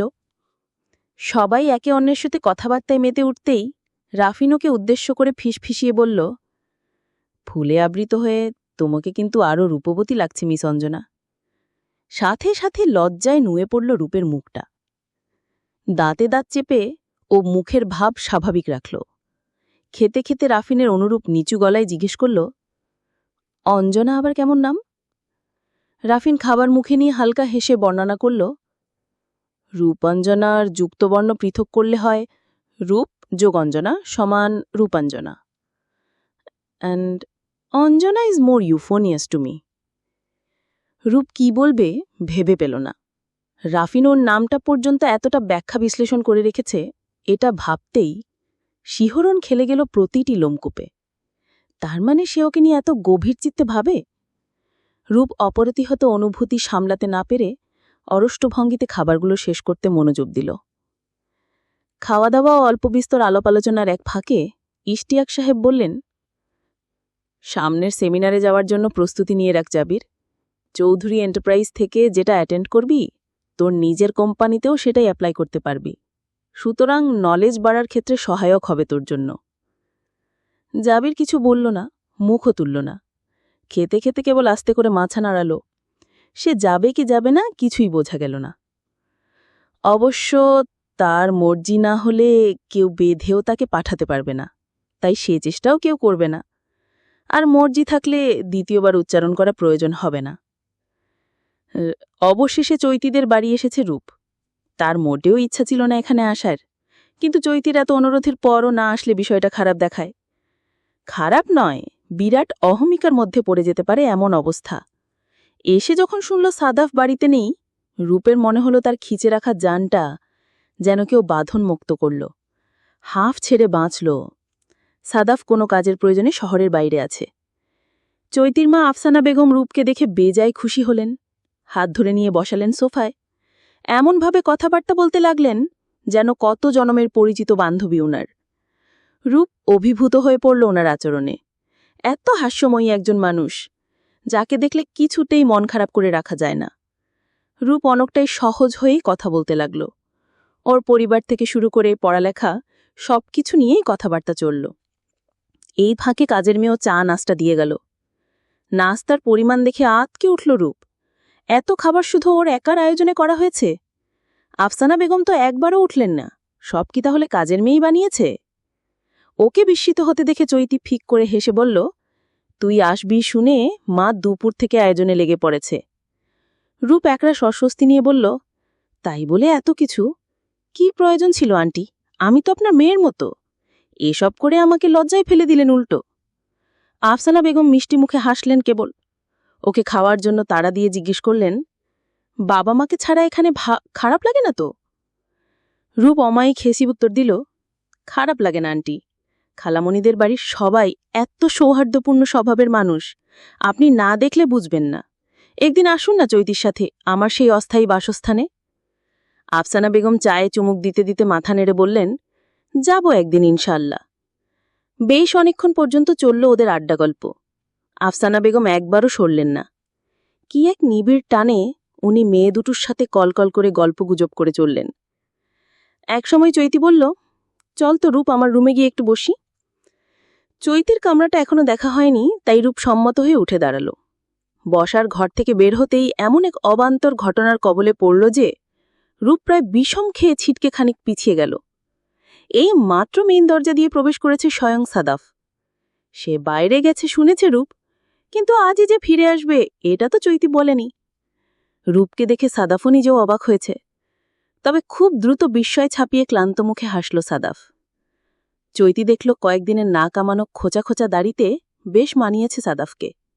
ভাইয়ের থেকে নজর সরিয়ে বান্ধবীর দিকে দৃষ্টিপাত করল, আশানুরূপ কিছু দেখার চেষ্টায়। সাদাফ এক ভ্রু উঁচু করে দুষ্টু হেসে বলল, বাড়িটা বোধহয় আজ ধন্য হয়ে গেল। রূপ ইস্তাত ভঙ্গিতে চোখ সরিয়ে নিল। চৈতি হাসি মুখে ধমকে ওঠার ছলে বলল, আহা, দুষ্টুমি করো না তো ভাইয়া। আমার আলাভোলা আর সরলতার প্রতিমাস্বরূপ বান্ধবীটা এমনিতেই প্রচুর লজ্জা পায়। এই বলে রূপকে টেনে নিজ রুমে গিয়ে গেল চৈতি। ওখানে দুজনে অনেকটা সময় গল্প করার পর একসময় উঠে দাঁড়াল রূপ। চৈতির ড্রেসিং মেলরের আয়নার সামনে গিয়ে গায়ের সবকিছু ঠিকঠাক করতে করতে বলল, এবার বিদায় দে। সন্ধ্যা পেরিয়েছে সেই কখন। সন্ধ্যার পর বাড়ির বাইরে থাকাটা আমার কখনো পছন্দের নয়। চৈতি ছুটে রুম থেকে বের হতে হতে বলল, 1 মিনিট দাঁড়া, আমি আসছি। কিছুক্ষণ পরই আবার ফিরে এসে বলল, চল, ভাইয়া ড্রপ করে দিবে তোকে। কথাটা শুনে পিলে চমকে গেল রূপের। ভয়ার্থ চোখ দুটো বড় বড় করে বলল, দেখ চিতু, তুই জানিস আমি ভাইয়ার সাথে কমফোর্টেবল নই। ইনফ্যাক্ট অচেনা কোনো ছেলের সাথেই নই। তাহলে কেন আমাকে বারবার এম্বারেস্ট করিস তুই? চৈতে হেসে ওঠে বোঝাল, সুযোগ না পেলে কমফর্ট হতে শিখবি কি করে? সেই সুযোগটাই দিচ্ছি তোকে। ছেলেদের সাথে সহজ স্বাভাবিক হওয়ার প্রথম স্টেপ মনে করে এটাকে। রূপ চৈতির কথার আগামাথা ঠিক পছন্দ করতে পারল না। ও বিরক্ত হয়ে বলল, এসব বুঝি না, তুই ভাইয়াকে বলে আয়, আমি একাই যেতে পারব। সেটা তো হচ্ছে না, ভাইয়া অলরেডি গাড়ি বের করে ফেলেছে মনে হয়। চৈতি রূপের হাত ধরে বাসা থেকে বের হয়ে দেখল সাদাফ অপেক্ষা করছে। দীর্ঘশ্বাস ফেলে নিরুপায় রূপ উঠে বসল। আজ আর পিছনে বসতে পারল না। চৈতির ধাক্কাধাক্কিতে সাদাফের পাশে সামনেই বসতে হল। হাত নেড়ে চৈতি ওকে বিদায় জানাতেই গাড়ি চলতে শুরু করল। অস্বস্তিতে উসখুস করছে রূপ। কেউ পছন্দ করে জানার পর সেই ব্যক্তির সাথে একান্ত হওয়াটা যে কী পরিমাণ বিব্রতকর সেটা রূপ আজ প্রথম টের পেল। একটু পরই সেই অস্বস্তির পরিমাণ তুঙ্গে তুলে সাদাফ কথাবার্তা শুরু করল। তার প্রথম কথাই ছিল অদ্ভুত এক ভিত্তিহীন প্রশ্ন, চট্টগ্রাম গিয়েছ কখনো তুমি? রূপ আস্তে করে মাথা নেড়ে বলল, হ্যাঁ। কার সাথে? ফ্যামিলির সাথে। কক্সবাজার? সাদাফকে অবাক করে রূপ এবারেও জানাল, হ্যাঁ। সাদাফকে যেন একটু হতাশ মনে হল। সে আবার জিজ্ঞেস করল, খাগড়াছড়ি গিয়েছ? রূপের ছোট্ট উত্তর পরিবর্তিত হয়েও ছোটই রইল, না। সাদাফ মৃদু হেসে বলল, ট্র্যাভেলিং পছন্দ করো বোধহয়। রূপ বুঝতে পারল না এসব নিয়ে কেন কথা হচ্ছে। লোকটা কথা খুঁজে পাচ্ছে না বলেই হয়তো অহেতুক কথাবার্তা বলেই সময় কাটাতে চাচ্ছে। রূপ জবাব দিল, হ্যাঁ করি। সাদাফ নিজ আগ্রহেই বর্ণনা চালিয়ে গেল, আমি গত দুদিন খাগড়াছড়িতে ছিলাম। সেখান থেকে কাজ শেষে সাজেকে গিয়েছি। এত সুন্দর পরিবেশ না, বুঝতে পারবে না। বিশেষ করে নাভাখুম, আমিয়াখুম, কংলাক পাহাড় এসব জায়গা যেন এক একটা স্বর্গোদ্যান। রূপ আস্তে করে শুধু বলল, ও আচ্ছা। সাদাফ হঠাৎ বলে বসল, সামনের মাসে আমাদের একটা ফ্যামিলি ট্যুর প্ল্যানিং আছে। খাগড়াছড়ি বা শ্রীমঙ্গলে হতে পারে। তুমি আমাদের সাথে জয়েন হতে পারো কিন্তু। রূপ এতক্ষণে বুঝতে পারল সাদাফের ঘোরাঘুরি নিয়ে কথাবার্তার আসল উদ্দেশ্য। ও অবাক হওয়ার সাথে সাথে বিরক্তও হল। যেখানে নিজের বান্ধবী ওকে ইনভাইট করল না, সেখানে সে কোথাকার কে? অবশ্য চৈতি জানে রূপ কখনোই তাদের সাথে যাবে না, এজন্যই অযথা আমন্ত্রণ করে ওকে অস্বস্তিতে ফেলেনি। চৈতি বিরক্তির চেপে হালকা সরে বলল, আপনি তো বললেন ফ্যামিলি ট্যুর, সেখানে আমার জয়েন হওয়াটা সাজে না। তাছাড়া আমি নিজের ফ্যামিলি ছাড়া কখনো যাই না কোথাও। এই কথার উপর আর কথা থাকে না, সুতরাং সাদাফ চুপ করে গেল। কিছুক্ষণ পরই গাড়ি আটকে পড়ল বিখ্যাত জ্যামের গ্যারাকলে। এর মধ্যে ছোট্ট একটা মেয়ে ফুলের বালতি হাতে নিয়ে সাদাফের গাড়ির গ্লাসে টোকা দিতে লাগল। সে গ্লাসটা খুলতেই মেয়েটা বলতে লাগল, আপুর জন্য একটা ফুল নেন স্যার, প্লিজ স্যার। রূপ চমকে উঠল। ভাগ্যিস মেয়েটা আপু বলেছে। ভাবি বা গার্লফ্রেন্ড বললে এখানেই মাথা ঘুরে পড়ে থাকত রূপ। সাদাফ রূপের দিকে ফিরে চেয়ে জিজ্ঞেস করল, কোনটা ভালো লাগে, গোলাপ, জারবেরা না রজনীগন্ধা? মুখের উপর কিভাবে না করবে তাৎক্ষণিক কোনো বাক্য তৈরি করতে পারল না রূপের মস্তিষ্ক। অগত্যেও বলল, রজনীগন্ধা। সাদাফ এক গাধা রজনীগন্ধা কিনে রূপকে ধরিয়ে দিল। সেগুলো নিতে গিয়ে রূপের এত অস্বস্তি লাগলেও বোঝাতে পারবে না। আচ্ছা, কখনো যদি রাফিন এটা জানতে পারে সে কি কষ্ট পাবে? যদি রূপকে ভালোবেসে থাকে তাহলে পাবে। বাড়ির গেটের সামনে নামতেই রূপ দেখল রাফিনের গাড়িটা মাত্রই ভেতরে ঢুকেছে। একটু পরই রাফিনও ভীষণ ক্লান্ত ঘরমাক্ত অবস্থায় গাড়ি থেকে বের হল। রূপ তড়িঘড়ি করে বিদায় দিল সাদাফকে। সাদাফ চলে যেতেই ফুলগুলো গেটের পাশে ফেলে দ্রুত এগিয়ে গেল। রাফিনের পাশাপাশি পৌঁছাতে প্রায় হাঁপিয়ে উঠেছে ও। এভাবে আচমকা রূপকে পাশে দেখে রাফিন অবাক হল। সে একটু থামল, তারপর আবার ছোট কদমে পা বাড়িয়ে জিজ্ঞেস করল, তুমি এই রাত করে কোথা থেকে ফিরলে? রূপ বিব্রত ভঙ্গিতে হাসার চেষ্টা করে বলল, রাত কোথায়, সবই সন্ধ্যা পেরোল। তোমার বেলায় সেটাই রাতের সামিল। কেন? রূপ অবাক হয়ে জিজ্ঞেস করল, কেন? রাফিন শান্ত সুধীর কণ্ঠে বুঝাল, কারণ তুমি এখানে কিছু চিনো না। বাড়ির কাউকে সাথে না নিয়ে ভার্সিটি ছাড়া একা অন্য কোথাও যাওয়া আসাটা তোমার উচিত নয় রূপ। রাফিনের ঠান্ডা কণ্ঠেও কেন এক সূক্ষ্ম রাগের আভাস পেল রূপ। নিজের জন্য রাফিনের দুশ্চিন্তা দেখে মনে মনে খুশি হলেও মুখে অনুশোচনা ফুটিয়ে বলল, আমার ফ্রেন্ড চৈতি আছে না, ওদের বাসায় গিয়েছিলাম। আমার একটাই ফ্রেন্ড, গল্প করতে করতে কখন দেরি হয়ে গেছে বুঝতে পারিনি। রাফিন আবার খানিকটা কড়া স্বরে বলল, ওদের বাড়িতেও কম যাবে, আর একান্তই যেতে হলে বাড়ির গাড়ি নিয়ে যাবি। এই কথাটা রূপের বেশ মনে ধরল। আসলেই বাড়ির গাড়ি নিয়ে গেলে আর সাদাফের সাথে চিপকাতে হবে না। ওরা দুজন কথা বলতে বলতে বিরাটকায় মূল দরজাটা পেরিয়েছে। তখনই পেছনে শোনা গেল বাইকের বিকট শব্দ। রাফিন না দেখলেও জাবির ঠিকই দেখেছে রূপকে কারো গাড়ি থেকে বের হয়ে এক গাধা ফুল হাত থেকে ফেলতে। গেট দিয়ে ঢুকেই আবার রূপ আর রাফিনকে একসাথে নজরে এলো তার। সে বাইকটা গ্যারেজে নিয়ে নেমে দাঁড়াল। হেলমেটটা খুলে বাইকে না ঝুলিয়ে সজোরে ছুঁড়ে ফেলল একদিকে। তারপর হনহন পায়ে বাড়ির দিকে গেল। ওদিকে হেলমেটটা পাথরে দেয়ালে আছড়ে পড়ে চুরমার হয়ে গেছে। এটাই যেন চেয়েছে সে। অবাধ্য, অপ্রতিরোধ্য মনের ক্রোধটা কিছু একটার উপর ফলানো বড্ড প্রয়োজন ছিল বোধহয়। সে প্রথম প্রেম আমার রূপাঞ্জনা, পর্ব বা 08। লেখিকা মেহেরুন্নিসা মিমি। ঢাকায় আসার আজ বহুদিন গত হয়েছে রূপের। এতদিন ক্লাস শুরুর একটা ঝামেলা নিয়ে ব্যস্ত ছিল বলে বাড়ির কথা তেমন ভাবার সুযোগ পায়নি। কিন্তু কিছুদিন ধরে মনটা কেমন বিষণ্ণ বিষণ্ণ বোধ হচ্ছে। বাবা এর মধ্যে দুবার আসলেও মাকে দেখিনি কত দিন হয়ে গেল। কবির সাহেবও গতকাল ফোন করে অনুরোধের স্বরে বলেছেন দুদিনের জন্য হলেও রূপ যেন বাড়ি থেকে ঘুরে যায়। একটা মাত্র, তাও এতদূর থাকে, এটা ওনার জন্য বড্ড কষ্টদায়কই বটে। বাবার প্রস্তাবটা শুনে রূপের মনের অস্থিরতা যেন বেড়ে গেছে বহুগুণ। সে আর দমিয়ে রাখতে পারল না নিজেকে। ওর ইচ্ছে অনুযায়ী আজ কবির সাহেব উপস্থিত হয়েছেন ওকে নিতে। বৃহস্পতিবারে 2টো ক্লাস ছিল। সেগুলো শেষ করে ফিরে এসে বাবাকে দেখতে পেয়ে আনন্দে আত্মহারা হয়ে গেল রূপ। ওর বেশি খুশি হওয়ার কারণ হচ্ছে, শুনেছিল ভাইয়া আসবে ওকে নিতে, কিন্তু স্বয়ং বাবা হাজির হয়ে সারপ্রাইজ দেওয়ায় বেশি উচ্ছ্বসিত হয়ে উঠল ও। দুপুরে খাওয়া দাওয়ার পর্ব শেষে একটু রেস্ট নিয়ে ওরা বের হবে। এতদিন বাড়ি যাওয়ার জন্য অস্থির লাগলেও আজ যখন যাওয়ার সময় এলো বড্ড মন খারাপ হচ্ছে ওর। নিজেকে বুঝালো মাত্র 2 দিনই তো, শনিবারের বিকেলের মধ্যেই ফিরে আসবে। মূলত ফিরে আসতে হবে, সোমবার থেকে পরীক্ষা, রবিবারের ক্লাস অ্যাটেন্ড করাটা জরুরি। রাজিয়া বেগম তো নিষেধই করেছিলেন এই সপ্তাহে যেতে, কিন্তু রূপের মন কিছুতেই বাঁধ মানছিল না। রূপ যখন তৈরি হচ্ছিল, শর্মি রুমু ওর রুমেই বসে রইল। দুজনেই মুখ ভার করে পেঁচার মতো গুটিয়ে বসে আছে। রুমু ঠোঁট ফুলিয়ে কড়া করে বলল, 2 দিনের কথা বলে আবার 4 দিন থেকো না কিন্তু।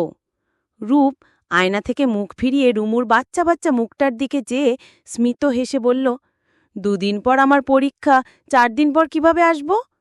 শর্মি পাশ থেকে রুমুর মতো অবোধ স্বরেই বলল, বিকেলের চায়ের আড্ডায় তোমাকে মিস করব খুব। রূপ সশব্দে হেসে ফেলে বলল, আমিও মিস করব। এবার হাসি মুখে বিদায় দাও তো, তোমাদের ভাব দেখে মনে হচ্ছে চিরবিদায় নিয়ে চলে যাচ্ছি আমি। শর্মিক রুবুজকে উঠে দাঁড়াতে দাঁড়াতে শাসনের স্বরে বলল, ছি, এসব কি ধরনের কথা, এভাবে কেউ বলে? ওরা 3 জন নিচে নেমে বসার ঘরে ঢুকে দেখল কবির সাহেব অপেক্ষা করছেন, সাথে আছেন শফিক সাহেব, রাজিয়া বেগম আর আফিয়া বেগম। ওনারা কথাবার্তা বলছিলেন। উপরতলা থেকে আবিদও নেমে এসেছে। রূপকে দেখে মলিন মুখে বলল, তড়াতড়ি চলে এসো কিন্তু রূপাপু। রূপ হেসে মাথাঘাত করে সায়া জানাল। কবির সাহেব উঠে বিদায় নিলেন সবার থেকে। সবাই বসার ঘর থেকে একযোগে বের হয়ে এসেছে। এমন সময় রাফিন প্রবেশ করল বাড়িতে। তাকে দেখে প্রতিটি ব্যক্তির চোখ বিস্ময়ে আটকে উঠল। আফিয়া আর রাজিয়া বেগম দ্রুত এগিয়ে গিয়ে তার কপালে হাত রেখে জিজ্ঞেস করলেন, তোর মাথায় কি হয়েছে রাফিন, ব্যান্ডেজ বাঁধা কেন? রাফিন একবার রূপসহ অন্যান্য সকলের দিকে যাইল, তারপর শান্ত কণ্ঠেই বলল, ছোট একটা অ্যাক্সিডেন্ট হয়েছে। রূপের আটকে রাখা নিঃশ্বাসটা যেন এবার বন্ধ হয়ে আসার উপক্রম হল। মাথার চতুর্পাশে সাদা ব্যান্ডেজে মোড়ানো রাফিনের বিধ্বস্ত চেহারাটা দেখে ওর ভীষণই বুক জ্বলতে লাগল। সাদা ব্যান্ডেজের একপাশে খয়েরি অ্যান্টিসেপটিক দৃশ্যমান হয়ে আছে। রূপের মনে হচ্ছে রাফিনের কপালের ব্যথাটা ও নিজের বুকের ভিতর অনুভব করছে। জানা গেল মাঝ রাস্তায় মালবাহী লরি থেকে বেঁধে রাখা বাঁশ কি করে যেন ছুটে এসে তার জানালায় আছড়ে পড়ে। গ্লাস ভেঙে প্রচণ্ড আঘাত হেনেছে কপালের একপাশে। লোকজন মিলে সেখানকার পরিস্থিতি সামলে রেখে নিজে একাই গেছে হাসপাতালে। হাসপাতাল থেকে ইস্তিয়াক সাহেবকে ফোন করেছিল। ইস্তিয়াক সাহেব অফিসের দূরে থাকায় জাবিরকে ফোন করে বলেছেন হাসপাতালে যেতে। জাবির পৌঁছাতে পৌঁছাতে রাফিনের প্রায় বেহুশ অবস্থা। প্রাথমিক চিকিৎসা নিয়ে ওষুধপত্র সহ বাড়ি ফিরেছে তারা। রাফিনের কথা শুনে সকলের কলিজার পানি শুকিয়ে গেল। গ্লাসটা বন্ধ ছিল বলে রক্ষা পেয়েছে, নয়তো আজ কি হতে পারত তা ভেবে সবার গায়ে কাঁটা দিল। তার কথা শেষ হতে না হতেই পিছনে জাবিরকে দেখা যাচ্ছে। সে বাইক অফিসে রেখে নিজে গাড়ি চালিয়ে রাফিনকে নিয়ে এসেছে, যদিও কখনো তাকে বাড়ির গাড়িগুলো ব্যবহার করতে দেখা যায় না। রাফিনকে সহ সবাই রুমে যেতেই কবির সাহেবও গেলেন। রাফিনকে বেশ কিছুক্ষণ নানান পরামর্শ দিয়ে বের হয়ে আসলেন তিনি। রূপকে তাড়া দিলেন দ্রুত রওনা হতে হবে বলে। রূপ কিছুক্ষণ ভেবে নিয়ে আসছি বলে ধীর পায়ে ইতস্তত ভঙ্গিতে উপরতলায় উঠে গেল। সে যখন রাফিনের রুমে ঢুকল তখন রুমে অন্যরা কেউ নেই, শুধু জাবিরকে দেখা যাচ্ছে। আফিয়া ও রাজিয়া খাবার আনতে গিয়েছেন, আর বাকিরা একটু বসে থেকে রাফিনের আদেশে যার যার কাজে চলে গেছে। রূপ দেখল রাফিনের টেবিলে ওষুধের প্যাকেটগুলো রেখে মাত্রই ঘুরে দাঁড়িয়েছে জাবির। রাফিন চোখের উপর হাত রেখে বিছানায় শুয়ে আছে। রূপকে প্রবেশ করতে দেখে জাবির ভ্রু ঈষৎ কুচে কুটিল দৃষ্টিতে তাকাল। তার এহেন অদ্ভুত চাহানি দেখে অরষ্ট হয়ে গেল রূপ। ভাব দেখে মনে হচ্ছে ও লুকিয়ে প্রেমিকের সাথে সাক্ষাৎ করতে এসে জাবিরের হাতে ধরা পড়েছে। এমন একটা অসরল ভাব লোকটার চাহানিতে। রূপ ধীর পায়ে এগিয়ে গেল বিছানার দিকে। জাবিরের সামনে রাফিনের সাথে কথা বলতে হবে ভেবে ওর কণ্ঠ রোধ হয়ে আসছে। কিন্তু জাবির লোকটা এত তেড়া, চলেও যাচ্ছে না, যেন আজ দেখেই ছাড়বে চুপি চুপি কি চলে ওদের। রূপের মনে হচ্ছে ও কাঠগড়ায় দাঁড়ানো আসামি। বিরক্তিতে তিক্ত হলো ওর মন। কিন্তু এসে যখন পড়েছে, ফিরে যাওয়ারও উপায় নেই। এমনটা করলে জাবির আরও পেয়ে বসবে। ও জাবিরকে না দেখার মতো সম্পূর্ণ উপেক্ষা করে আস্তে করে ডাকল রাফিনকে। রাফিন হাইয়া। রাফিন সাথে সাথেই হাত সরালো চোখ থেকে। রূপের দিকে দৃষ্টি পড়লে জিজ্ঞেস করল, তুমি যাওনি? কথা বলতে বলতে শোয়া থেকে উঠে বসল রাফিন। রূপের দিকে স্নিগ্ধ শান্ত মুখে তাকিয়ে রইল উত্তরের অপেক্ষায়।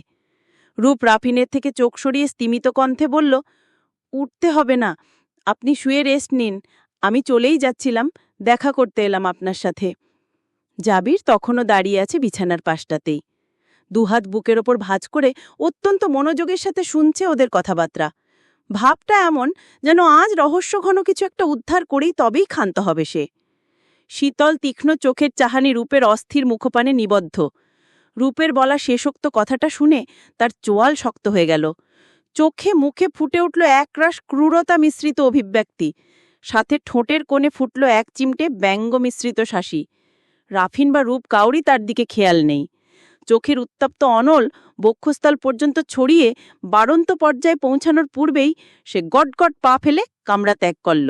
কথার এক ফাঁকে রাফিন হঠাৎ মাথা চিনচিনে ব্যাঠায় চোখ মুখ কুচকে ফেলল। তা দেখে রূপ ব্যাকুল হয়ে এক পায়ে এগিয়ে উৎকণ্ঠিত স্বরে বলল, খারাপ লাগছে? শুয়ে থাকুন প্লিজ, আমি এক্ষুনি চলে যাচ্ছি। রূপের হঠাৎ উপচে পড়া আকুলতা দেখে রাফিন ঠোঁট টিপে হাসল। স্মিত হেসে জিজ্ঞেস করল, ফিরবে কবে? সামান্যই একটা প্রশ্নে কেউ এত খুশি হতে পারে, আপ্লুত হতে পারে, রূপ আজ নিজেকে না দেখলে বুঝতে পারত না। অন্তরে শান্ত দিঘিতে এক দারুণ আলোড়ন খেলে গেল। ওকে আবেশে জড়িয়ে মোহ তৈরি করতে এটুকুই যথেষ্ট। ওর ফিরা না ফিরা দিয়ে রাফিনের আসে যায়, এ নিয়ে তার ভাবনাছে জেনে নিজের ভিতরে বেসামাল হৃদয়াবেগ সামলাতে তৎপর হয় রূপ। ও একটু হাসার চেষ্টা করে জানাল, শনিবার।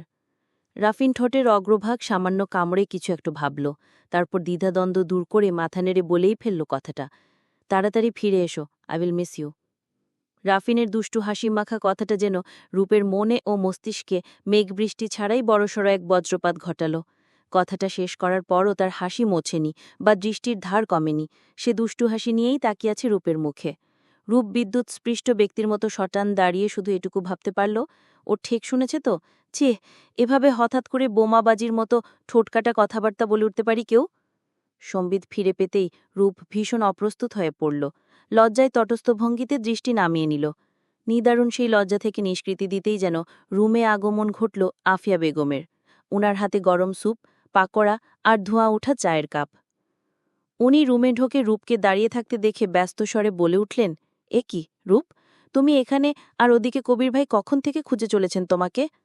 রূপ একটা ঢোক গিলে চোখের পাতা কয়েকবার অস্থিরভাবে পিটপিট করে তড়িঘড়ি করে বলে উঠল, এক্ষুনি যাচ্ছে আন্টি। কথা শেষে পুনরায় একবার তাকালো রাফিনের দিকে। রাফিন হাসমুখে আস্তে করে চোখের পলকের ইশারায় ওকে বিদায় জানালো। রূপ প্রতি উত্তরে কোনোরকম ভাবাবেগ প্রকাশের উপায় সারা মস্তিষ্ক হাতড়েও খুঁজে পেল না। এই অভিজ্ঞতা অন্যই, সুতরাং সেই চেষ্টা বাদ দিয়ে চুপচাপ ধীর পায়ে নিচে নামল।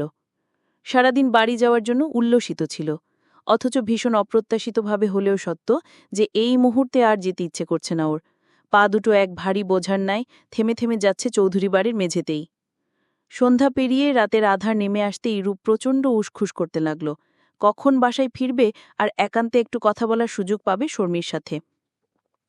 শুক্রবার হয় মা আর ভাবির সাথে ঘুরতে বের হয়েছিল রূপ। সেখান থেকে অপরিকল্পিতভাবে চলে যায় ওর ফুপির বাসায়। কাছেই থাকেন রূপের ফুপি। রূপ অনেকদিন পর ফিরায় নাদিরা বেগম ভাবলেন ওকে সহ একবার দেখা করে আসা যাক। ফুপাতো ভাই বোনদের সাথে ওর সময়টা ভালোই কাটলেও সবকিছুর ফাঁকে সেই মন মন্দিরে স্থান গেড়ে বেসে থাকা মানুষটার কথা মাথা থেকে সরেনি। সেই তখন থেকেই খুব ইচ্ছে করছে ফোন করে একবার খোঁজ নেয়। ইচ্ছে তো নয়ই, যেন ছাতি ফাটা পিপাসার মতো কোনো গভীর তৃষ্ণা চেপে ধরেছে। কিন্তু এখানে এই জনবহুল জায়গাতে তো সেটা সম্ভব নয়। তাই বিরক্ত মেজাজে সেকেন্ডে ৩০ বার খোঁজাচ্ছে মাকে বাড়ি ফেরার জন্য। বাড়ি ফিরেই আগে ছুটে গেল নিজের কামরায়। এক মুহূর্ত দেরি না করে শর্মির নাম্বারটা ডায়াল করল আগে। সৌভাগ্যবশত ফোনটাও রিসিভ হলো দ্রুতই। ওপাশ থেকে গড়গড় করে অভিযোগের নহর বইয়ে দিল শর্মি।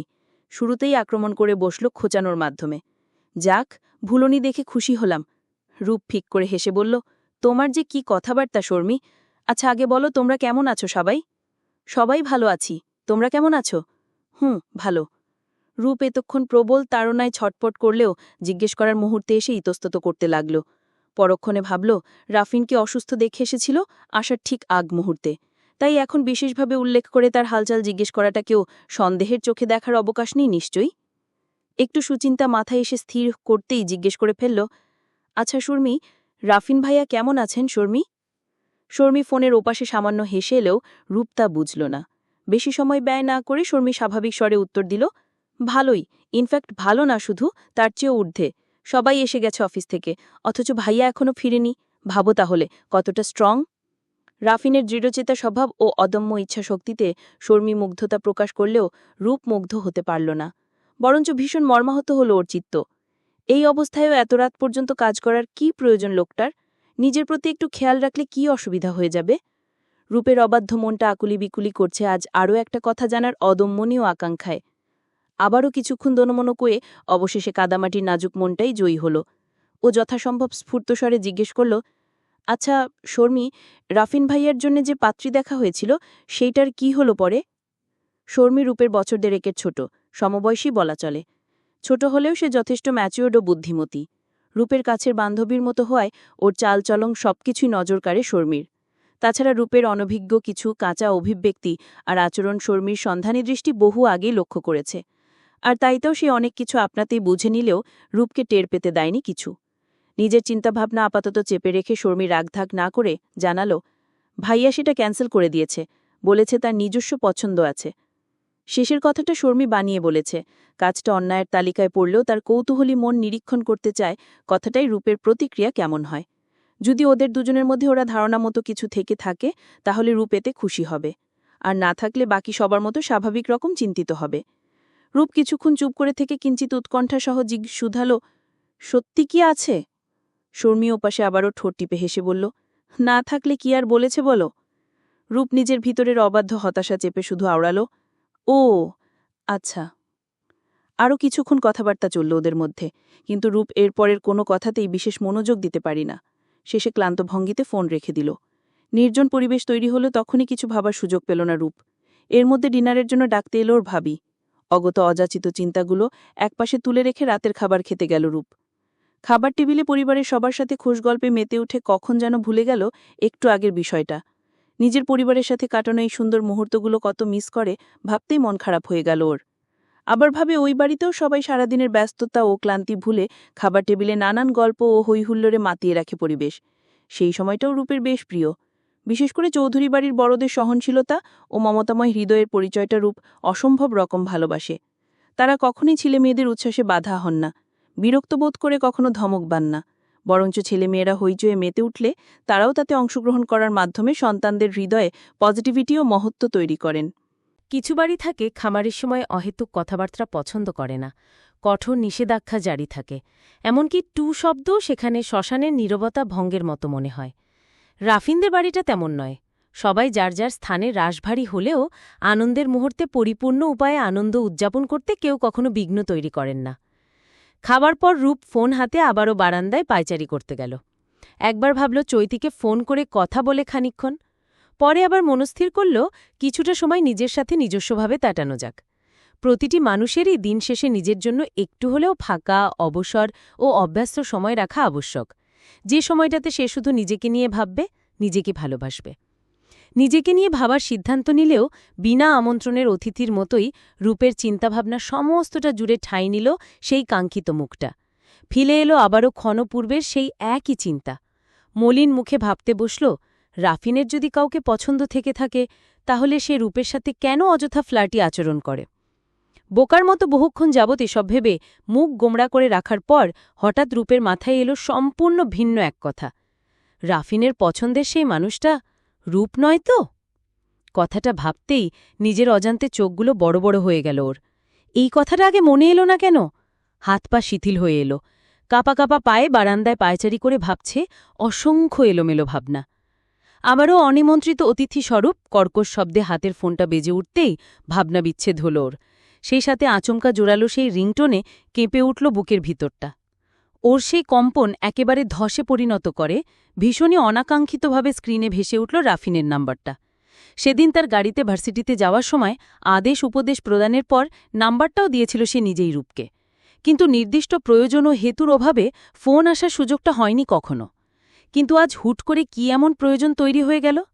শর্মী কি রূপের করা প্রশ্নগুলো সব বলে দিয়েছে নাকি রাফিনকে?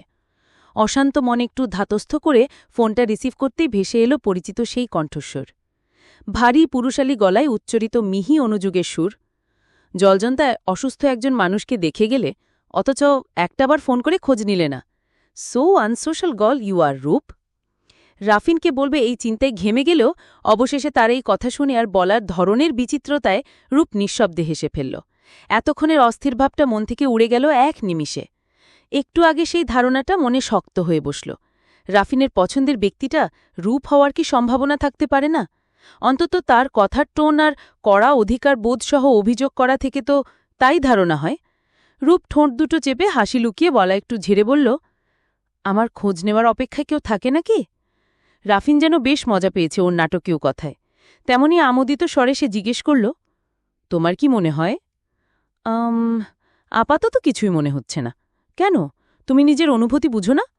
এ কথার উত্তরে কি বলা উচিত রূপ ভেবে পেল না। রাফিনকে আজ ডেসপারেট লাগছে খুব। এটা কি রূপ দূরে চলে আসায় তৈরি হয়েছে তার ভিতর? কথায় বলে দূরে গেলে ভালোবাসা টের পাওয়া যায় সঠিকভাবে।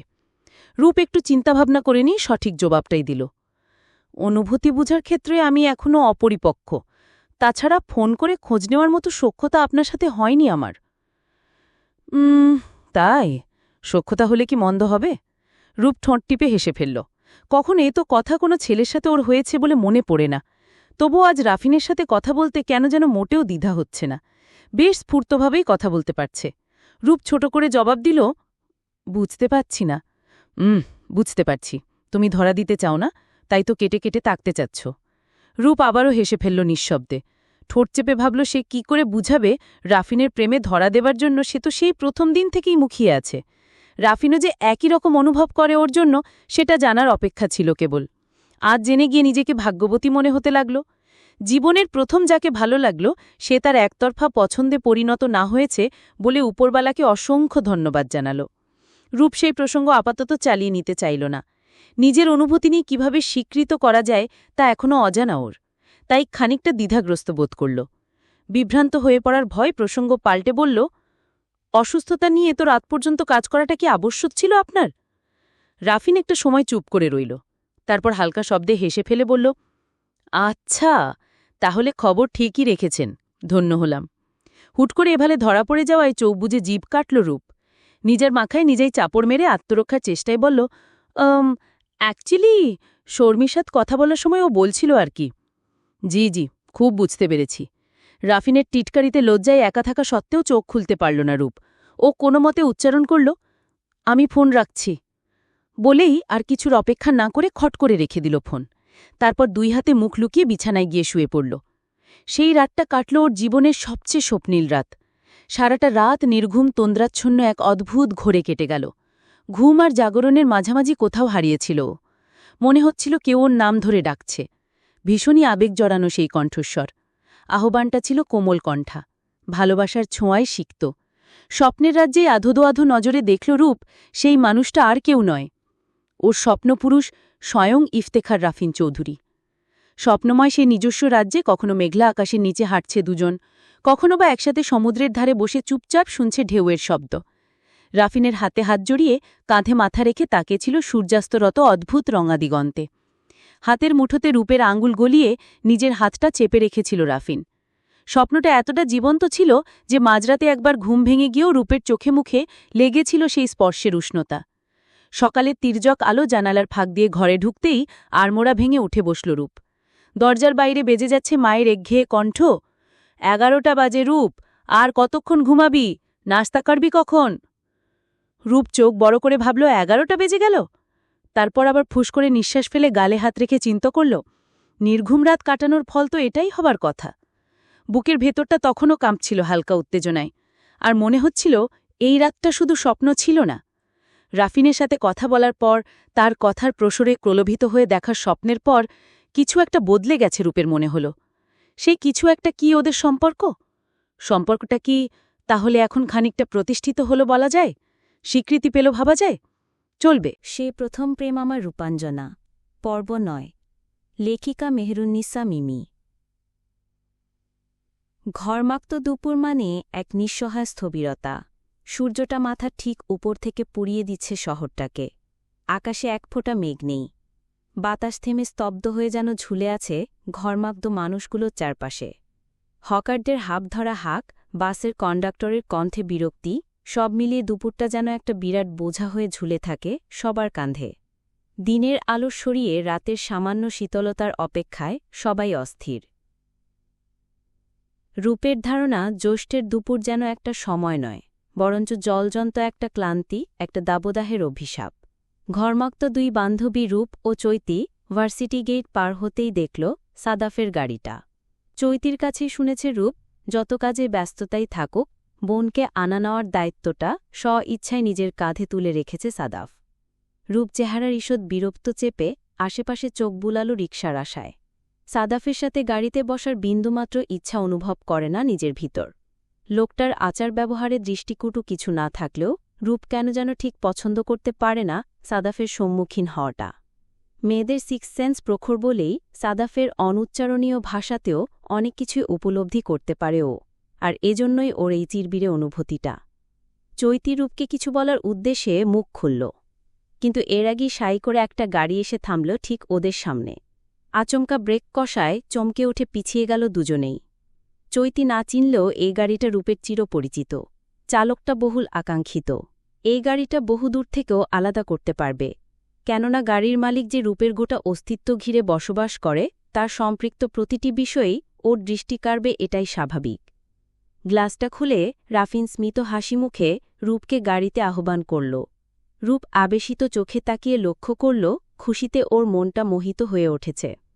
চঞ্চলা চিত্তা রমণী ভাবল, হঠাৎ আজ রাফিন নিজ ইচ্ছায় এসে উদয় হওয়ার কারণটা কি।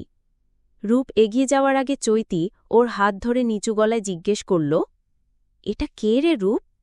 রূপ ভুলেই গিয়েছিল ওর আশেপাশে অন্য কেউ উপস্থিত আছে। ফিরে চেয়ে চৈতির প্রশ্নের সহজ সরল উত্তর দিল ও, আমার খালাতো বোনের জ্যাঠাতো ভাই। চৈতি এত মারপেজ বুঝতে না পেরে চোখ মুখ বিকৃত করে জানতে চাইল, তোর কি লাগে? রূপ কিছু না ভেবেই তরতর করে জবাব দিল, আমার একমাত্র খালামণির একমাত্র ভাসুরের 3 মাত্রা সন্তানের মধ্যে বড় ছেলে।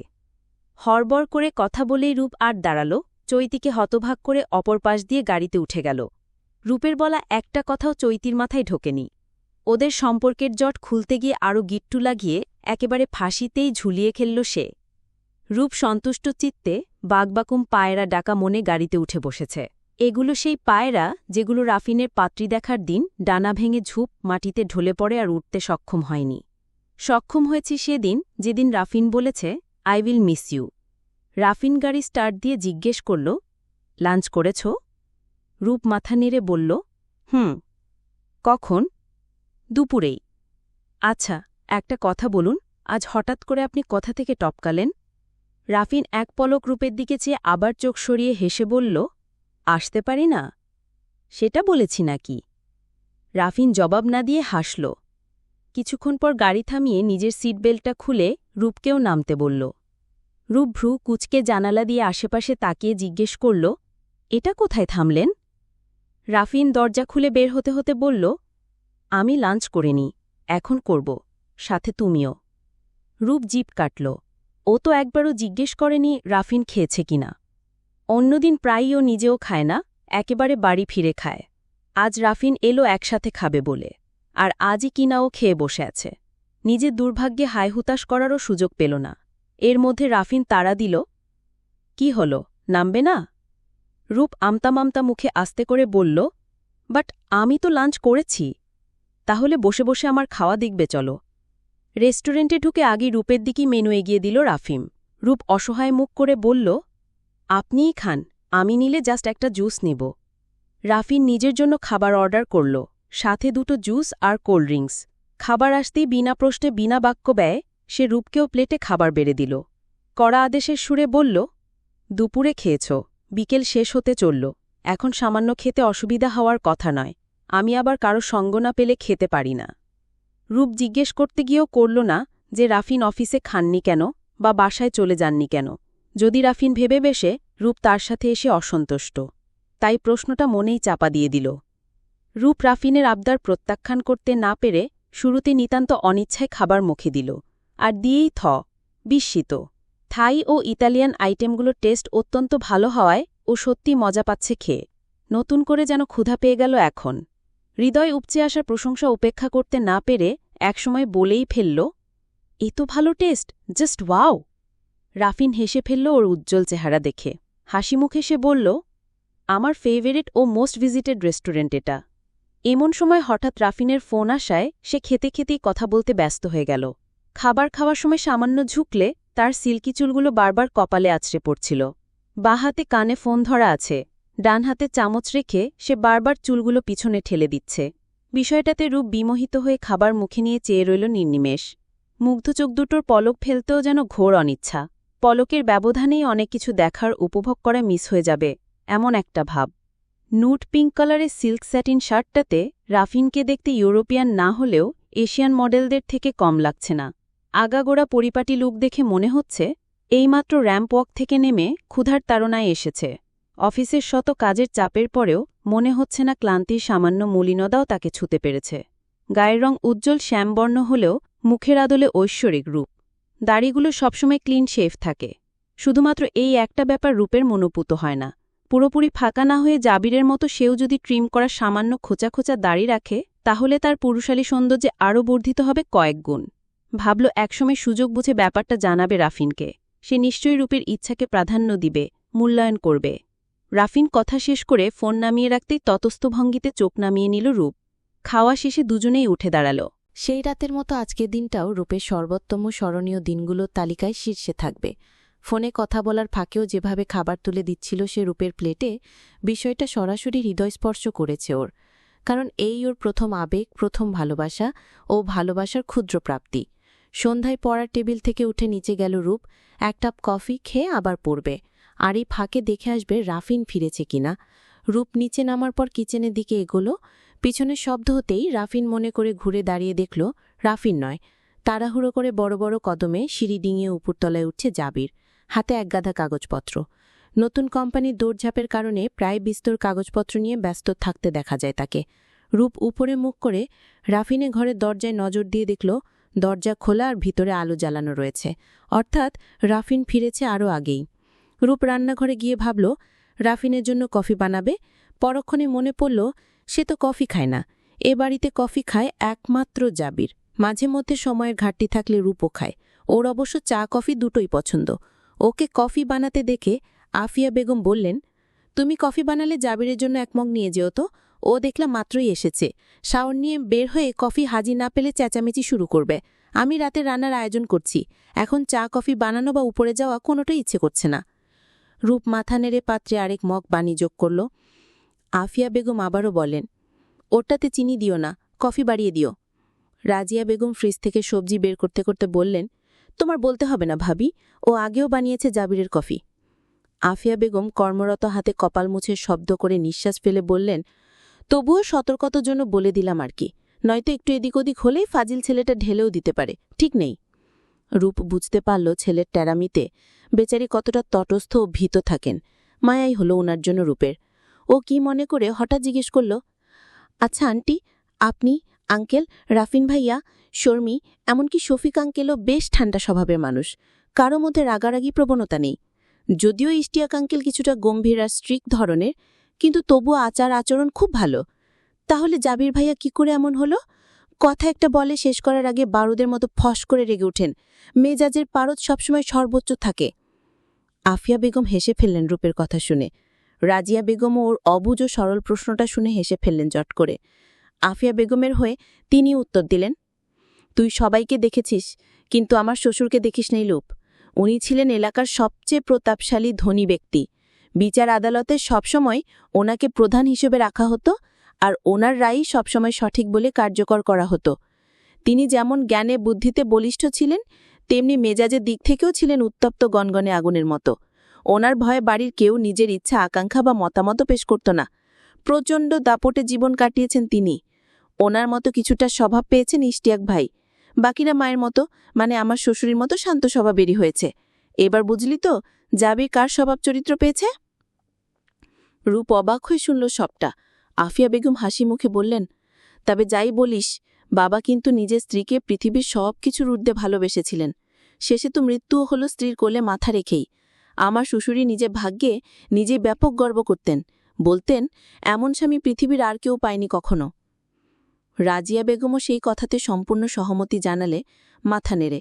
তারপরই খানিক দুষ্টুমির স্বরে বললেন, জাবিরও এই গুণটা পাবে, দেখো ভাবি। রূপউবের কথাবার্তায় আর কোনো আগ্রহ পেল না। 2 মগ কফি হাতে উপরে উঠে এলো। জাবিরের ভেজানো দরজার সামনে দাঁড়িয়ে গলা ঝাড়ল সামান্য। নিজেকে প্রস্তুত করল আসন্ন বিপর্যয় প্রতিরোধক হিসেবে।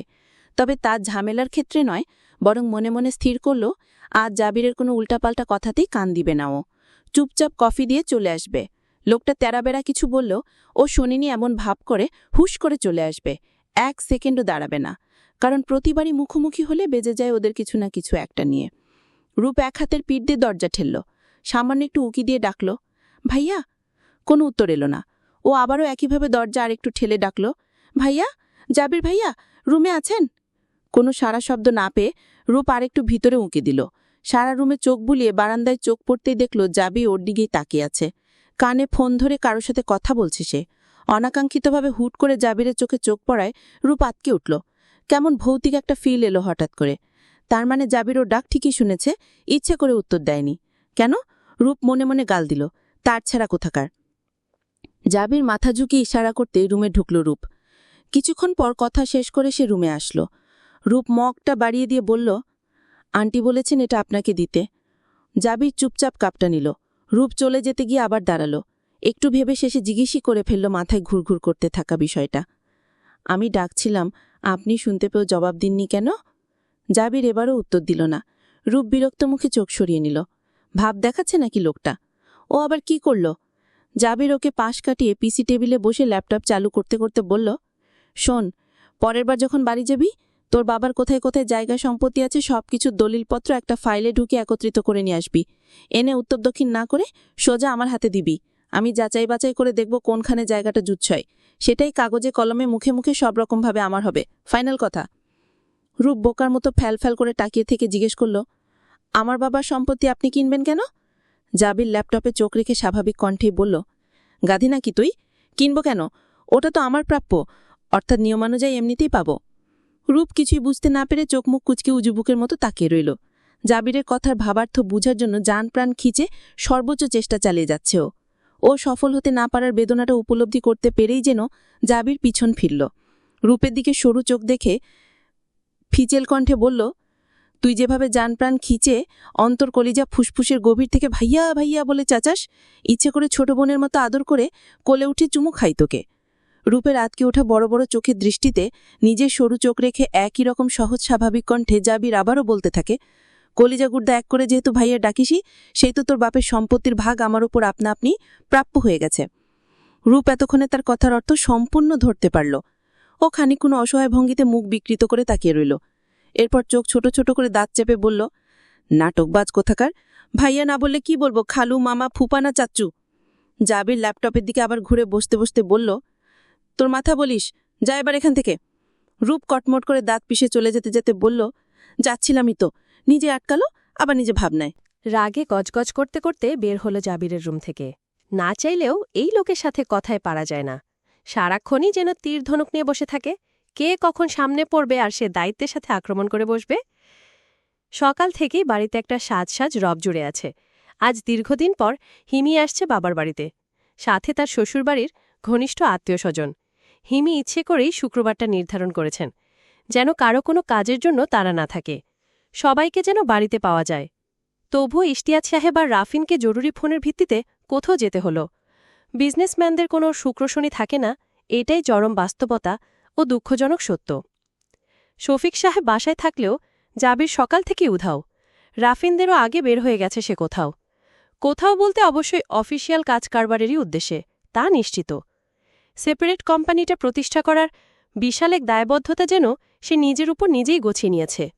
জান প্রাণ এক করে দিচ্ছে স্বনির্ভর হওয়ার কঠোর পরিশ্রমে। কাজের বেলায় তার কোনো ক্লান্তি বা অনীহা নেই, এটা সবাই জানে। আর এই একটা বিষয়ে সবাই তাকে প্রশংসায় ভূষিত করে। রূপ মনে মনে ভাবল, বেচারি হেমিয়াপুর বুদ্ধিবৃত্তিক শুক্রবারের প্ল্যানটাতে জল ঢেলে পড়ল। বেছে দেছে অফডে খুঁজেও কোনো লাভ হল না। এবার দুপুর হতে হতে সবাই এসে উপস্থিত হলেই হয়। প্রচুর আয়োজনের ঝামেলা থাকা সত্ত্বেও ঘরের মেয়েদেরকে কিছু করতে হল না। কাজের মহিলা দুজনই যথেষ্ট, আফিয়া ও রাজিয়াকে সহযোগিতা করার জন্য। রূপ সারাদিন শর্মির রুমে অলস সমান কাটিয়েছে।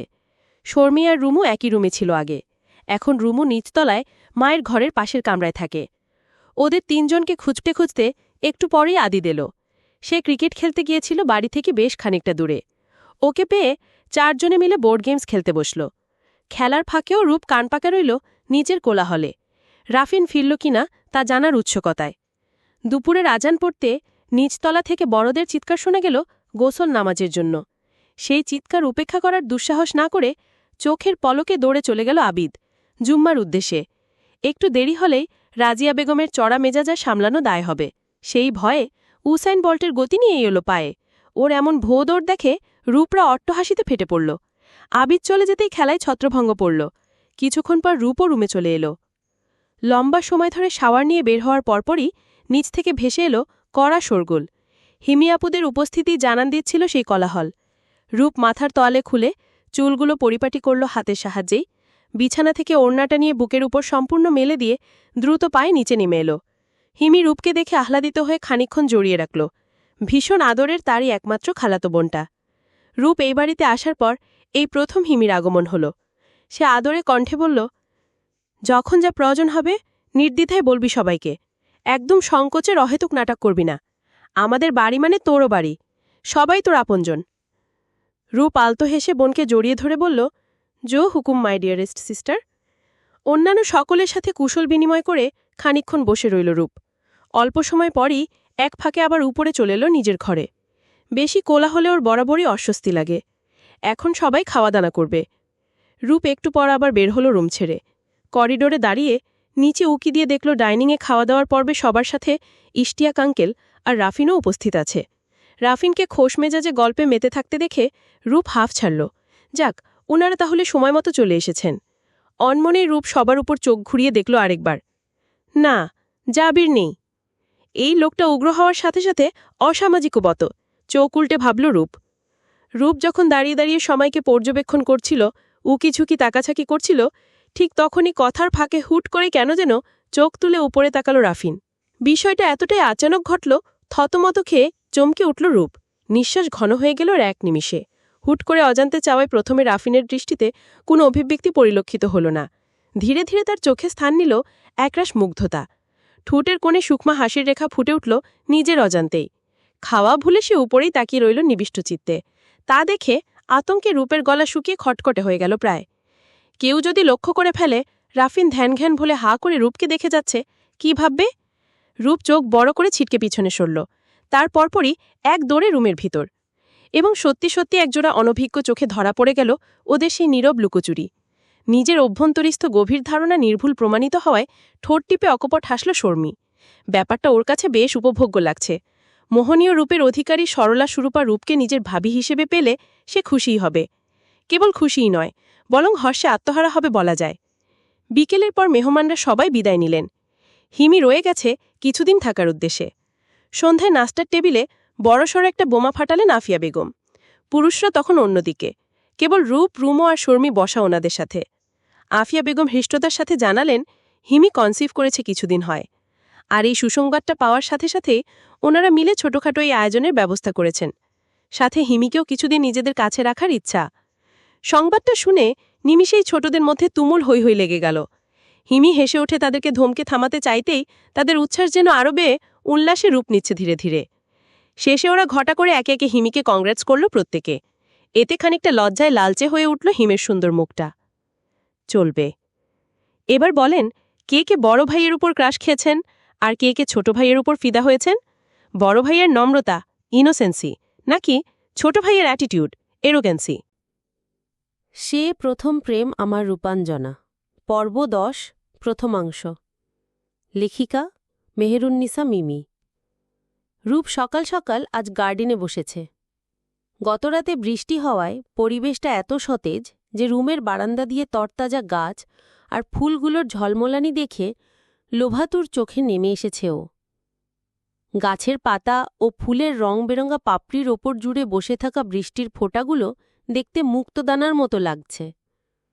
রূপ ঘুরে ফিরে জুম করে অসংখ্য ছবি তুলে নিল। ভবিষ্যতে ফটোগ্রাফার হওয়ার সূক্ষ্ম একটা আকাঙ্ক্ষা মনের মধ্যে পোষণ করে রেখেছে। প্রফেশনালি না হলেও আনঅফিসিয়ালি হতে তো বাধা নেই। ছবি তুলতে তুলতে হাই তুলল কয়েকবার। শুক্রবার একটু লম্বা সময় ঘুমোতে চাইলে সেদিন যেন ভোররাতেই ঘুম মুড়ে যায়।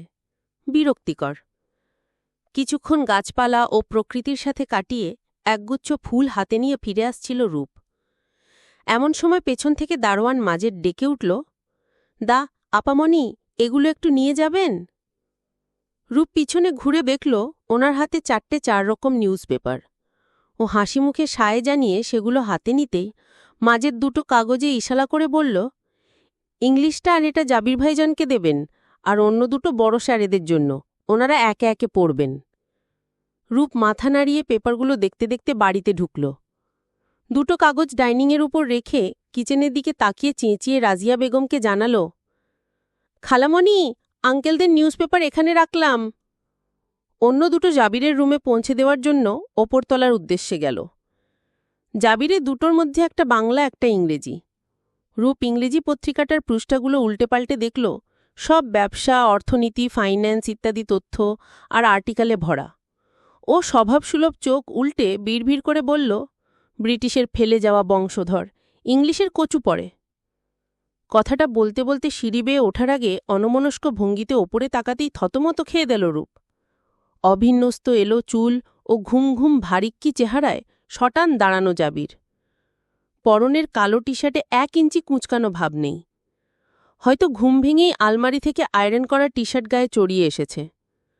তার নাকি আবার ইস্ত্রিহীন এলোমেলো মলিন কুঁচকানো কাপড়চোপড়ে ভীষণ বিদ্বেষ ও ররুচি আছে। মনে মনে মুখ ভিংচে কথাটা ব্যঙ্গ করেই ভাবল রূপ। 2 হাত ধূসর রঙা ট্রাউজারের পকেটে রেখে খাম্বার মতো স্ট্রেট দাঁড়িয়ে আছে জাবির। স্থির দৃষ্টিতে দেখছে রূপকেই। চোখের দৃষ্টি কেমন ঘোর ঘোর, অন্তর্ভেদী। ঘোলাটে হলেও ধারের কমতি নেই যেন। এত তীক্ষ্ণ কোনো ছেলের দৃষ্টি হলে সেই দৃষ্টির সামনে বেশিক্ষণ টিকে দাঁড়িয়ে থাকা সম্ভব হয় না। রূপ চোখ সরিয়ে একটু ঢোক গিলে ভাবল, শুনে ফেলল নাকি আবার। জাবির আসলেই শুনেছে ওর বিড়বিড় করে বলা কথাটা। সে পত্রিকা নেওয়ার উদ্দেশ্যেই নিচে নামছিল। সকালের ঘুম ভাঙা, মুঠো মুঠো ভেজা ফুল হাতে স্নিগ্ধ রূপকে বিড়বিড় করে এগিয়ে আসতে দেখে সে চুপ করে দাঁড়িয়ে পড়েছে। রূপকে তার দিকে চোখ একটু বড় করে দাঁড়িয়ে পড়তে দেখে ভ্রু সামান্য কুঁচকে ঈষৎ ঠোঁট বাঁকানো জাবির। এতই সামান্য যে সেটা তাকিয়ে থেকেও রূপের নজরে এলো না। ওরকম কুটিল হাসি ঠোঁটে নিয়ে সে রূপের সদ্য জাগা ফুলো ফুলো মুখটা দেখে বিড়বিড় করল, ওহ শিট। রূপ হালকা গলা ঝেড়ে ওপরে উঠে পত্রিকা 2টো বাড়িয়ে দিয়ে বলল, জাবির ভাইয়া, আপনার নিউজ পেপার্স। সদ্য ঘুম ভাঙা ভরা ঠাসকি স্বরে জাবির বলল, রেখে আয়। ভ্রু কুঁচকে ফেলল রূপ। নিজের জিনিসটা নিজে রেখে আসাটাই কি ভদ্রতা নয়? ওকে দেখলেই সারাক্ষণ আদেশ আর কাজের ওপর রাখতে ইচ্ছে করে যেন লোকটার। রূপ আপত্তি জানানোর আগেই জাবির ধীর পায়ে নিচে নেমে গেল। ও গতে রূপকে দিতে হলো জাবিরের রুমে। গতরাতে বৃষ্টি ছিল বলেই হয়তো বারান্দার দরজা আর রুমের জানালা সব বন্ধ করে ঘুমিয়েছে জাবির। বদ্ধ ঘরের ভেতর যেন জমাট বেঁধে আছে পুরুষালী শরীরের তীব্র স্মেল। কি এক গাঢ় সুবাসের পারফিউম মিশ্রিত আবদ্ধ বাতাস ঘরের ভেতর। পারফিউমের প্রশংসা করল রূপ মনে মনে। তারপর কি মনে করে যেন গিয়ে জাবিরের বিড়া টাকায় বারান্দার দরজাটা মেলে দিল ঝট করে। একঝাঁক বৃষ্টি ভেজা বাতাস আর মিহি রোদ আছড়ে পড়ল ওর গায়ে, এরপর গা ছাপিয়ে রুমের ভেতর।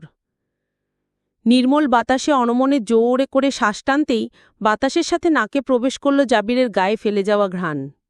মুহূর্তেই সচকিত হল রূপ। সামনে তাকিয়ে দেখল বিরাট বারান্দাটা। এক পা এগিয়ে উঁকি দিল। একপাশে দুটো সিঁড়ি বেয়ে নিচে নেমেছে ছাদের মতো অংশ। রেলিংয়ে ঘেরোকৃত এই কামরা লাগানো ছাদ বারান্দাটার প্রতি রূপের শুরু থেকেই প্রচণ্ড লোভ। চকচকে চোখে ছাদের খোলা পরিবেশে তাকিয়ে ভাবল, নিজেদের বাড়িটা ভেঙে বাবাপে বলবে এরকম একটা ছাদ বারান্দা রূপকে তৈরি করে দিতে। ও কিছুক্ষণ দাঁড়িয়ে থেকে ফিরে এসে পত্রিকা দুটো সাইড টেবিলে রেখে বেরিয়ে গেল। ফ্রেশ হয়ে আবার নিচে নেমে কিচেনের উদ্দেশ্যে পা বাড়াল। কিচেনের দরজা পেরোতেই নিচু মোড়াটার সাথে আচমকা পা বেজে হুড়মুড়িয়ে পড়ল কারোর ওপর। এক নিমিষে ছিটকে সরে গিয়ে এক পা পিছিয়ে দেখল মানুষটা জাবির। সে কিচেনের সিঙ্কের দিকে সামান্য নুয়ে কিছু একটা ঠিক করে দিচ্ছিল, কল বা পাইপে হয়তো সামান্য কোনো ঝামেলা, যে জন্য আফিয়া বেগম অনুরোধ করেছেন। হুট করে একপাশ থেকে গায়ের ওপর কেউ ধাক্কা খেতেই জাবির ফিরে তাকাল। শুধু মাথাবাড়ি ঘুরিয়ে চেয়েছে, এছাড়া সামান্যও নড়েনি। আগের মতোই নুয়ে আছে, স্ক্রুড্রাইভার ধরা হাতটাও আগের স্থানেই অনড়। সে একপাশে রূপের দিকে তাকাতে রূপ আরও দুপা পিছিয়ে গেল। জাবিরের চাহানি এত শান্ত আর নির্লিপ্ত যে ওর গায়ে কাঁটা দিয়ে উঠল অস্বস্তিতে। হঠাৎ হঠাৎ ঘটনার প্রেক্ষিতে ওর মনে হয় এই লোকটা আসলে মানুষ নয়, রোবট জাতীয় কোনো যন্ত্রমানব। আর চাহানির তীক্ষ্ণতা তো বলারই অবকাশ রাখে না। এতখানি দুচোখের এই দৃষ্টিতে তেমন কোনোই অভিব্যক্তি নেই, অথচ দৃষ্টিটা যেন রূপের পরিচিত অন্য সব রকম দৃষ্টিভঙ্গিমা থেকে ভীষণই আলাদা, যেটা প্রতিবার রূপের অন্তরাত্মা কাঁপিয়ে দেয় ওর ইচ্ছের বিরুদ্ধেই। ওদিক থেকে রাজিয়া বেগমের তীব্র চেঁচানি ভেসে আসতেই জাবির চোখ সরিয়ে আবার কাজে মনোযোগী হল। রাজিয়া বেগম এগিয়ে এসে রূপকে ধরে ওর পায়ের দিকে নজর দিয়ে বললেন, বাচ্চা রয়েছ নাকি এখনো? দেখে শুনে হাঁটবি না? আফিয়া বেগম পাশ থেকে বললেন, ওরকম একটু আদ্র হয়, চেঁচাস না অযত, দেখ কোথাও ব্যথা পেল কিনা। রাজিয়া বেগম ব্যথার কথা জিজ্ঞেস করতেই রূপ বিরক্ত মুখে বলল, উফ, কি শুরু করলে খালামণি, থামো তো। ও চুলার কাছে এগিয়ে চায়ের পানি বসালো আর কার কার জন্য বানাবে জানতে চেয়ে সরল মনে বলল, আমি নামার সময় রাফিন ভাইয়া চা চেয়েছেন, তাই ওনার জন্য বানাচ্ছি, তোমরা আর কার কে কে খাবে? রাজিয়া বেগম জানালেন, সবাই খাবে, তোর আঙ্কেলদের জন্য বানাস, শর্মিও বোধহয় এসে পড়বে এখুনি কোচিং থেকে। সবার জন্য বানালেও একজনের জন্য বানাতে হবে না রূপ জানে।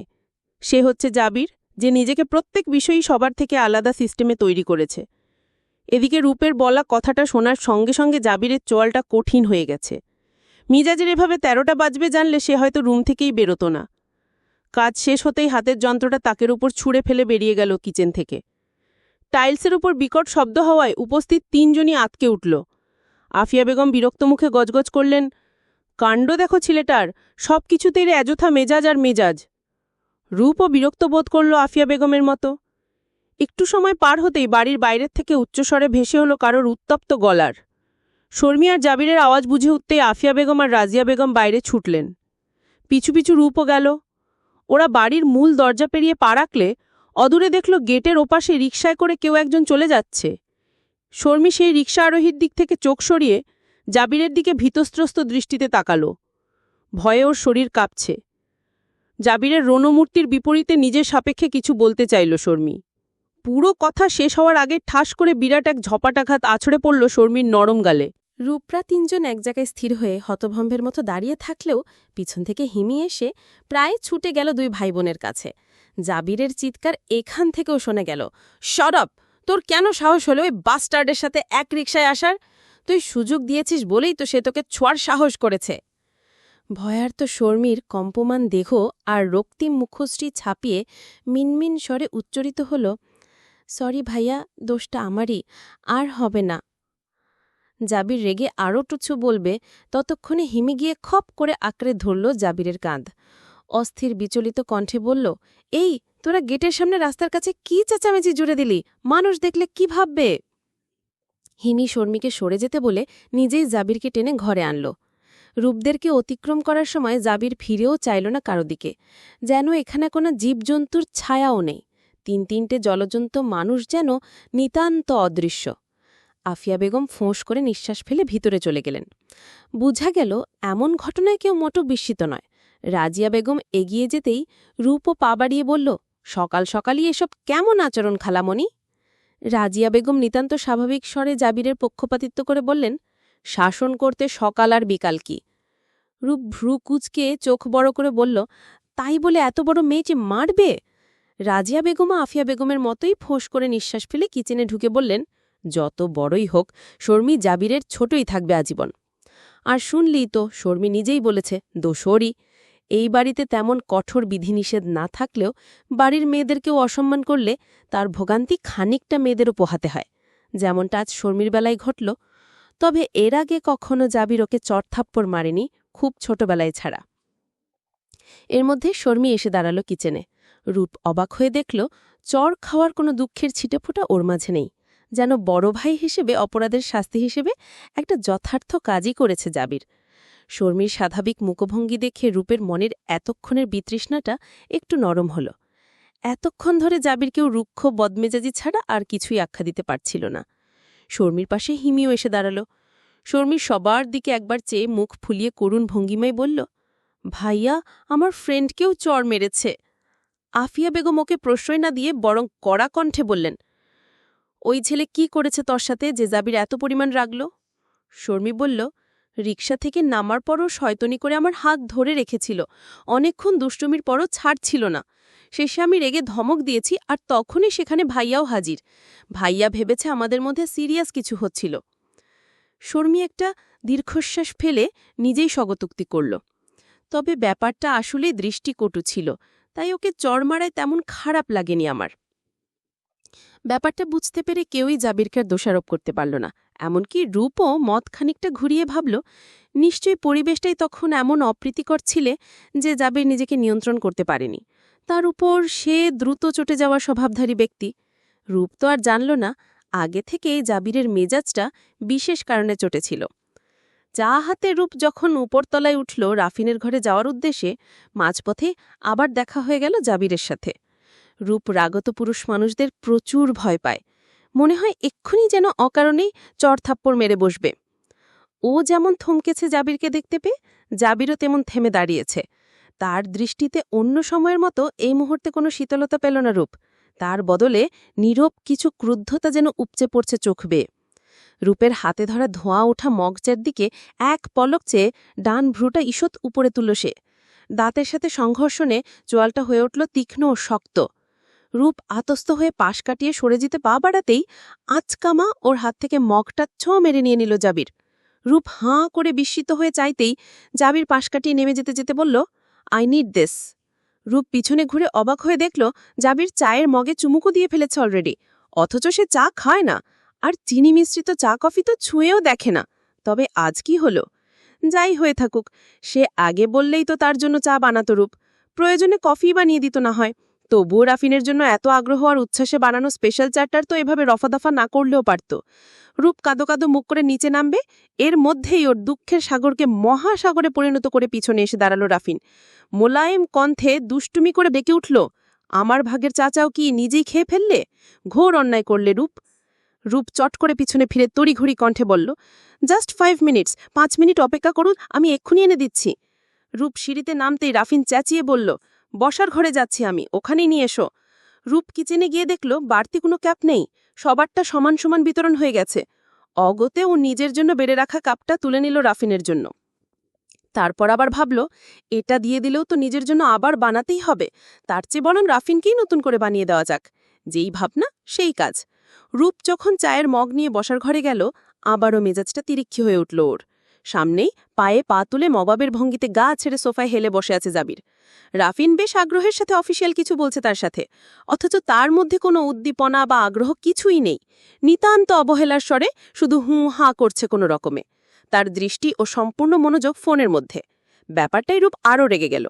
খেয়াল করে দেখল সামনের সেন্টার টেবিলে রাখা খানিকক্ষণ আগে রূপের হাত থেকে ছিনিয়ে আনা চায়ের মগটা যেমন ছিল তেমনই আছে। বড়জোর 2-1 চুমুক খাওয়া হয়েছে। এতক্ষণে নিশ্চয়ই হিমালয়ের বরফের মতো ঠান্ডা হিমশীতল হয়ে গেছে চাটা। না খেলে সে আনলো কেন? চিনিবিহীন চা খাওয়া ব্যক্তিরা চিনিযুক্তটা খেতে পারবে না, এটাই স্বাভাবিক। রূপ চোখ মুখ কুচকে খানিক্ষণ বিরক্তি নিয়ে তাকিয়ে থেকে তারপর এগোলো। রাফিনের দিকে মগটা বাড়িয়ে দিতেই সে সহাস্য মুখে সেটা গ্রহণ করল। সেকেন্ডের মধ্যেই ধন্যবাদ জানিয়ে কৃতজ্ঞতা প্রকাশ করতেও ভুলল না। জাবির মুখ তুলে তাকিয়ে এই দৃশ্য দেখে এক দৃষ্টিতে তাকিয়ে রইল। দাঁতে দাঁত পিষে প্রায় নিঃশব্দে উচ্চারণ করল, ওহ শিট! সে যে কারণে তখন এমন একটা অহেতুক কাণ্ড ঘটালো, এখন আবার তাই পুনরাবৃত্তি হচ্ছে। রূপ এক মুহূর্তের জন্য তাকালো না জাবিরের দিকে। তার সমস্ত ধ্যান জ্ঞান রাফিনের সাথে কথা বলাতেই সীমাবদ্ধ। জাবির কিছুক্ষণ কঠিন দৃষ্টিতে ওদের লীলা খেলা দেখে হুট করে উঠে দাঁড়ালো। গট গট করে বের হয়ে গেল একেবারে বাড়ি থেকে। আজ সম্ভবত বাড়িতে না থাকাটাই তার জন্য মঙ্গলজনক হবে। একের পর এক শুধু মেজাজের উপর পারমাণবিক বোমা বিস্ফোরণ ঘটছে। আবার কাকে কখন মেরে বসে মোটেও ঠিক ঠিকানা নেই। অবসরের দিন মহাপ্রলয়ের দিনে পরিণত হওয়ার পূর্বেই সরে পড়ল সে। সেই প্রথম প্রেম আমার রূপাঞ্জনা, পর্ব 10, শেষাংশ।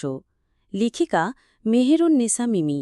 বৃষ্টি জিনিসটা রূপের আজন্ম এক প্রিয় নেশার নাম। গতরাতের তুমুল বাড়ি ধারার পর আজ দুপুরে আবারও নেমেছে প্রকৃতি ধৌত করার তাগিদে।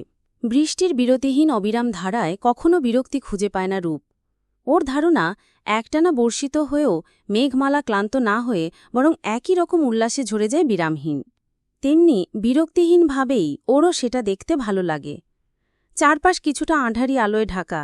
বৃষ্টির ছাটের কারণে বারান্দার দরজা বন্ধ করে জানালার পাশে মুখ গম্ভীর করে বসে আছে রূপ। সাপ্তাহিক ছুটির দিন হওয়া সত্ত্বেও রাফিন বেরিয়ে গেছে কোনো এক কাজে। আঙ্কেলরা দুজনই সকালের নাস্তার পরপর শহরের বাইরে কোথাও রওনা হয়েছেন। রাত বেরাত হলেও আজই আবার ফিরে আসবেন। রূপ কিছুক্ষণ ফোনে সময় কাটিয়ে দেখল বৃষ্টির বেগ আগের চেয়ে বেড়ে চলেছে। তা দেখে ওর মনটা আনচান করে উঠল। ছোট ছোট ফোঁটায় ভিজে মজা নেই, গা ভিজতে প্রচুর সময় লাগে। বৃষ্টিতে ভিজতে চাইলে মুষলধারা সবচেয়ে সমীচীন, অর্থাৎ যথোপযুক্ত। শর্মির বৃষ্টিতে ভেজা পছন্দনীয় নয় তা রূপ জানে, তাই আর শর্মির সঙ্গ পাওয়ার আশায় ওকে ডাকার জন্য গেল না। একাই বেরোল বাড়ি থেকে। ছাদে যাওয়ার পরিকল্পনা থাকলেও শেষ মুহূর্তে মনে হয়েছে গাছপালা ফুল লতার সাথে একাত্ম হয়ে ভেজার আনন্দটা অন্যরকম বিমুগ্ধতার সাথে পরিচয় ঘটাতে পারে। প্রকৃতির সেই বিমুগ্ধকর রূপ উপভোগের লক্ষ্যেই ও ছাদের পরিবর্তে গার্ডেনে চলে গেল। নিচতলায় কেউ নেই, সবাই যার যার কাজকর্ম শেষে নিজেদের কামরায় চলে গেছে। নয়তো রাজিয়া বেগম দেখলে নির্ঘাত পাকড়াও করত ওকে, কারণ অল্পতে ঠান্ডার ধাঁচ আছে ওর ছোট থেকেই। বাড়ির মূল দরজার সামনে কয়েক ফুট বিস্তৃত পোর্টিকো রয়েছে। সেই অংশে অনেক সময় সাময়িকের জন্য গাড়ি পার্ক করা থাকে। এখান থেকে সোজা ড্রাইভে ডান দিকে সামান্য বাঁক নিয়ে মেন গেটের কাছে পৌঁছেছে। বাঁদিকে গাছের রাজ্য, ওদিকে কংক্রিট নেই, মাটির খোলা জায়গা। পোর্টিকোর বাঁদিকের অংশেই একতলার বিরাট গ্যারেজ, যেটার ওপর বরাবরই রূপের কামরা। বিপরীত কোণের কামরাটা জাবিরের। এই দুটো কামরা থেকেই বাড়ির সামনের অংশ দৃষ্টিগোচর হয়। তবে রূপের বারান্দা থেকে দুই দিক দেখা গেলেও জাবিরের বিশাল ছাদ বারান্দায় নামলে চতুর্পাশ অনায়াসে পরিলক্ষিত হয়। বাড়ির সবচেয়ে বড় বারান্দাটা তার ঘরেই অবস্থিত। বৃষ্টির ঠান্ডা পানিতে প্রায় আধ ঘণ্টা ধরে ঘুরে ঘুরে সারা বাগান চষে বেড়াতে গিয়ে চেহারা ফ্যাকাশে হয়ে গেল রূপের। তবুও আনন্দ যেন শেষ হওয়ার নয়, কারণ বৃষ্টি কমার বদলে আজ বেগতিক হারে শুধু বেড়েই চলেছে। না কমা পর্যন্ত ঘরে যাওয়ার উৎসাহ পাবে না রূপ। ও কয়েকটা হলুদ চন্দ্রপ্রভা সাদা করবি কানে গুজে ও চুলে ঝুলিয়ে হাত ভর্তি করে নিল এক মুঠো বেলি ফুল। তারপর আঙিনার বিশাল চত্বর পার হয়ে গেটের কাছে এগোল। কামিনী গাছে ঝাঁকে ঝাঁকে ফুটে আছে বেলির মতোই শুভ্র একাদা পুষ্পরাজি। হাতের বেলিগুলো ওড়নার মধ্যে রেখে কামিনী ফুল পেড়ে নিতে ব্যস্ত হল রূপ। প্রাকৃতিক সৌন্দর্যের মোহে আবিষ্ট হয়ে কামিনীর শুভ্রতায় মোহিত হয়ে আনমনে গুনগুন করে উঠল ও, আগে কত বৃষ্টি চেয়ে দেখেছি শ্রাবণে, জাগেনি তো এত আশা ভালোবাসা এ মনে। সেই বৃষ্টি ভেজা পায় সামনে এলে হাই ফোটে কামিনী, আজ ভেজতে ভালো লাগে শূন্য মনে জাগে প্রেমের কাহিনী। রিমঝিম মেধারাতে। বহুক্ষণ ধরেই ঠান্ডায় কাঁপুনি উঠেছে রূপের। এখন ঠোঁট দুটো পরস্পর ঠকঠকিয়ে কাঁপতে শুরু করতেই ও দ্রুত হাতে ফুল পেড়ে জড়ো করতে লাগল। আর থাকা যাবে না, অনতিবিলম্বে ঘরে যাওয়া উচিত। গুনগুন করতে করতে ফুল তুলছে এমন সময় হুট করে গেটের খোলার শব্দে চমকে তাকালো ও। বৃষ্টিতে ভেজা কালো বাইকটা দৃষ্টিগোচর হতেই ভ্রু কুচকাল রূপ। ধীরে সুস্থে ভিতরে প্রবেশ করল বাইকটা। সেটা যেমন ভিজে জবজবে, তেমনি চুপচুপে তার আরোহী। বৃষ্টির আঁচ অনেকাংশে কমেছে এতক্ষণে। জাবির গেট দিয়ে প্রবেশ করতেই হেলমেটের গ্লাস ভেদ করে চোখ পড়ল রূপের তীরতীরে কম্পমান বিবর্ণ হয়ে আসা চেহারায়। জাবির হেলমেট খুলে হাতে নিতেই তার তীক্ষ্ণ ধারালো দৃষ্টির সামনে গুটিয়ে গেল রূপ। ফুল জমানো বন্ধ করে সিটিয়ে গেল এক পা। খারাপ লোকটা গিয়ে নিশ্চয় খালামণির কাছে লাগিয়ে দেবে। জাবির কিছুক্ষণ রাগত কঠিন মুখে ওকে পর্যবেক্ষণ করে দাঁত পিষে বলল, হোয়াট দ্য হেল? রূপ একটা ঢোক গিলে ওড়নার কিনারা খামচে ধরে রাখল বুকের কাছে। ওড়নার ভিতর ফুলগুলোতে বৃষ্টির পানি জমে ভাসছে সেগুলো। হাতে ধরা কিছু ফুল ওর নড়াচড়ায় নিচে পতিত হল। জাবির বাইকটা ওইখানেই স্ট্যান্ড করে নেমে দাঁড়াল। হেলমেটটা বাইকে ঝুলিয়ে দারোয়ানের ঘরটা উদ্দেশ্য করে চেঁচিও, এই মাজেদ, এই মাজেদ, গেটটা বন্ধ কর। হুকুম শেষে চোখের পলকে এগিয়ে এসে রূপের বরফ শীতল ভেজা একটা হাত সাঁড়াশির মতো চেপে ধরল। তারপর টেনে নিয়ে চলল বাড়ির দিকে। আচমকা টানে ওর হাতসহ ওড়নার সমস্ত জমানো ফুল গুড়গুড়িয়ে পড়ে গেল সারা রাস্তায়। ও জাবিরের হাত থেকে ছোটার চেষ্টা করারও সুযোগ পেল না। সজোরে টেনে নিয়ে চলেছে। রূপ একটু উচ্চস্বরে আর্তনাদ করে উঠল, আরে আরে, ফুলগুলো পড়ে গেল তো, ওগুলো রুমে নিয়ে পানির জারে রাখতাম আমি। জাবির থামল না, এমনকি ঘুরে তাকালও না, শুধু শক্ত গলায় বলল, পানির জারে তোকেই চুবাবো, চল। বাড়ির দরজা পার হয়ে হাত ছেড়ে দিল জাবির। রূপ থমকে দাঁড়িয়ে পড়ল জাবিরের পাশে। জাবির ওর দিকে ফিরে দাঁড়িয়ে রুষ্ট চোখে তাকিয়ে ধমকের সুরে বলল, কতক্ষণ ধরে ভিজছিলি যে মরা মানুষের মতো রংহীন হয়ে গেছে চেহারা? রূপ একটা ঢোক গিলে আশেপাশে দেখল রাজিয়া বেগমের সারা শব্দ আছে কিনা। নেই দেখে একটু স্বস্তি পেল। জাবিরের প্রশ্নের উত্তর না দিয়ে নিচের দিকে দেখল ওদের গায়ের পানিতে ফ্লোরে ঢল নেমেছে। তড়িঘড়ি করে নিজের কামরায় যাওয়ার উদ্দেশ্যে উপরতলায় পা বাড়াল ও।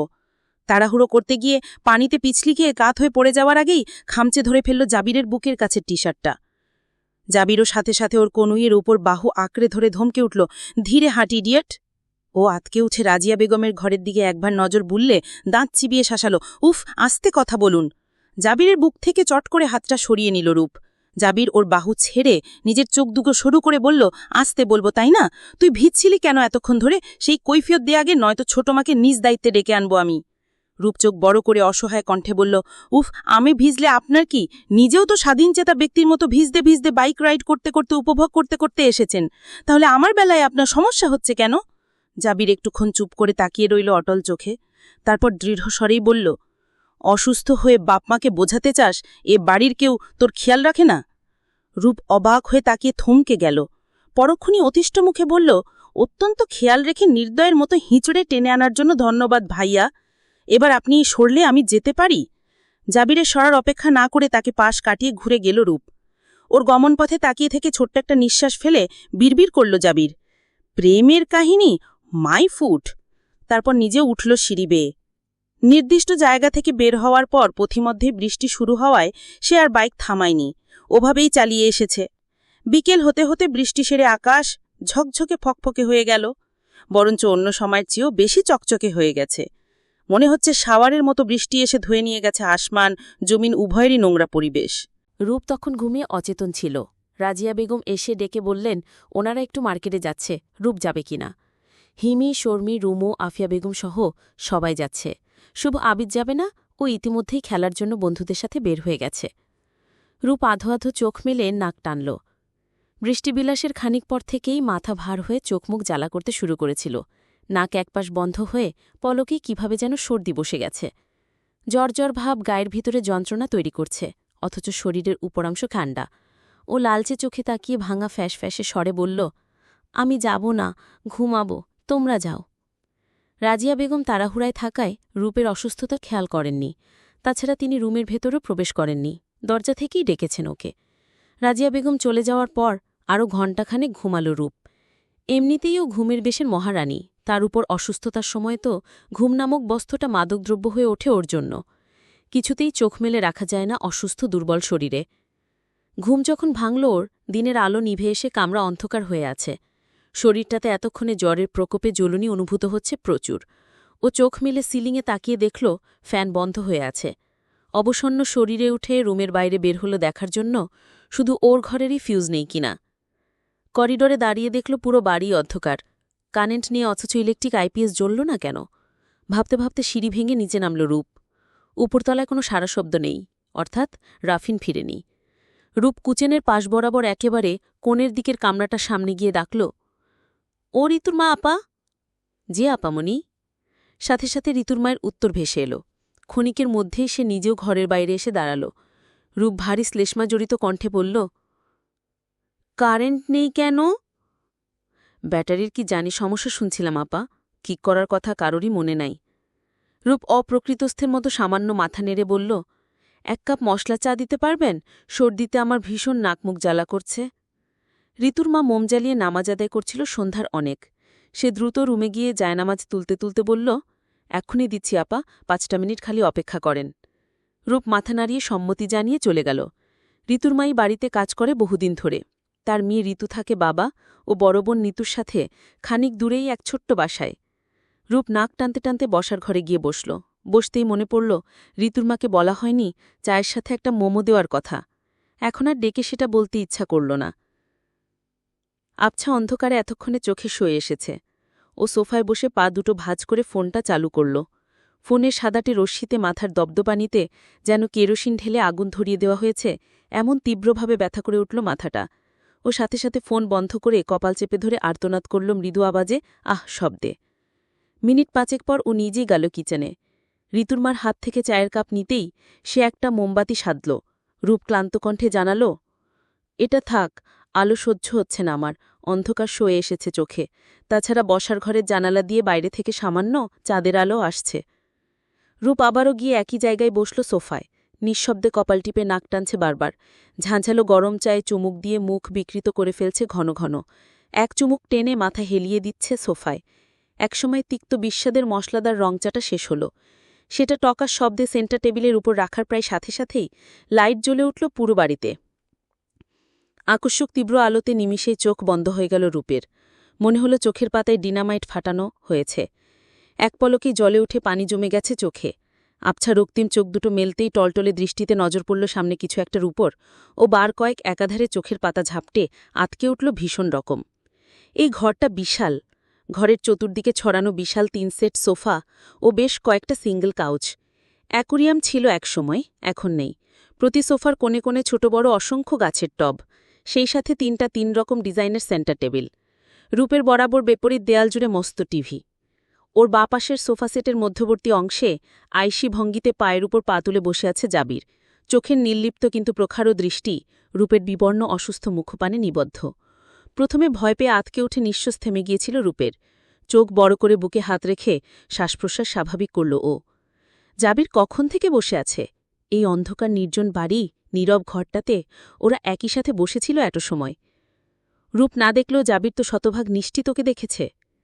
যদি অন্ধকার ও নির্জনতার সুযোগে ভুলবশত কিছু বলে বসত জাবির। রূপ একটা শুকনো ঢোক গিলে আতঙ্কিত নেত্রে নিনিমিষ তাকিয়ে রইল জাবিরের শান্ত সুস্থির চেহারায়।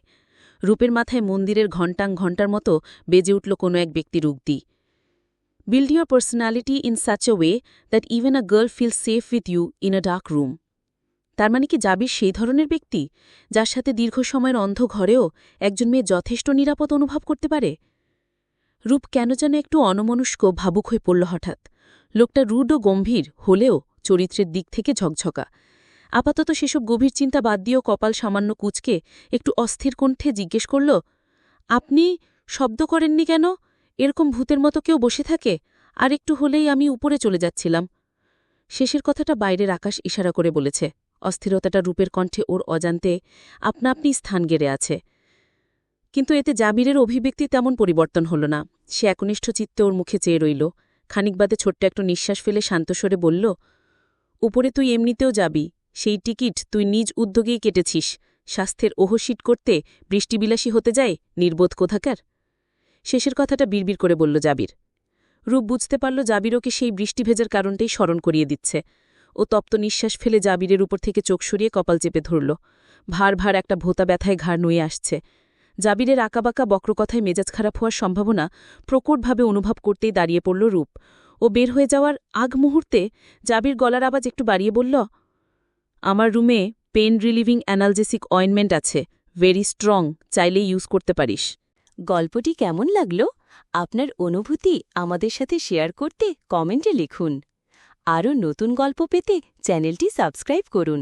আপনাদের ভালোবাসাই আমাদের অনুপ্রেরণা।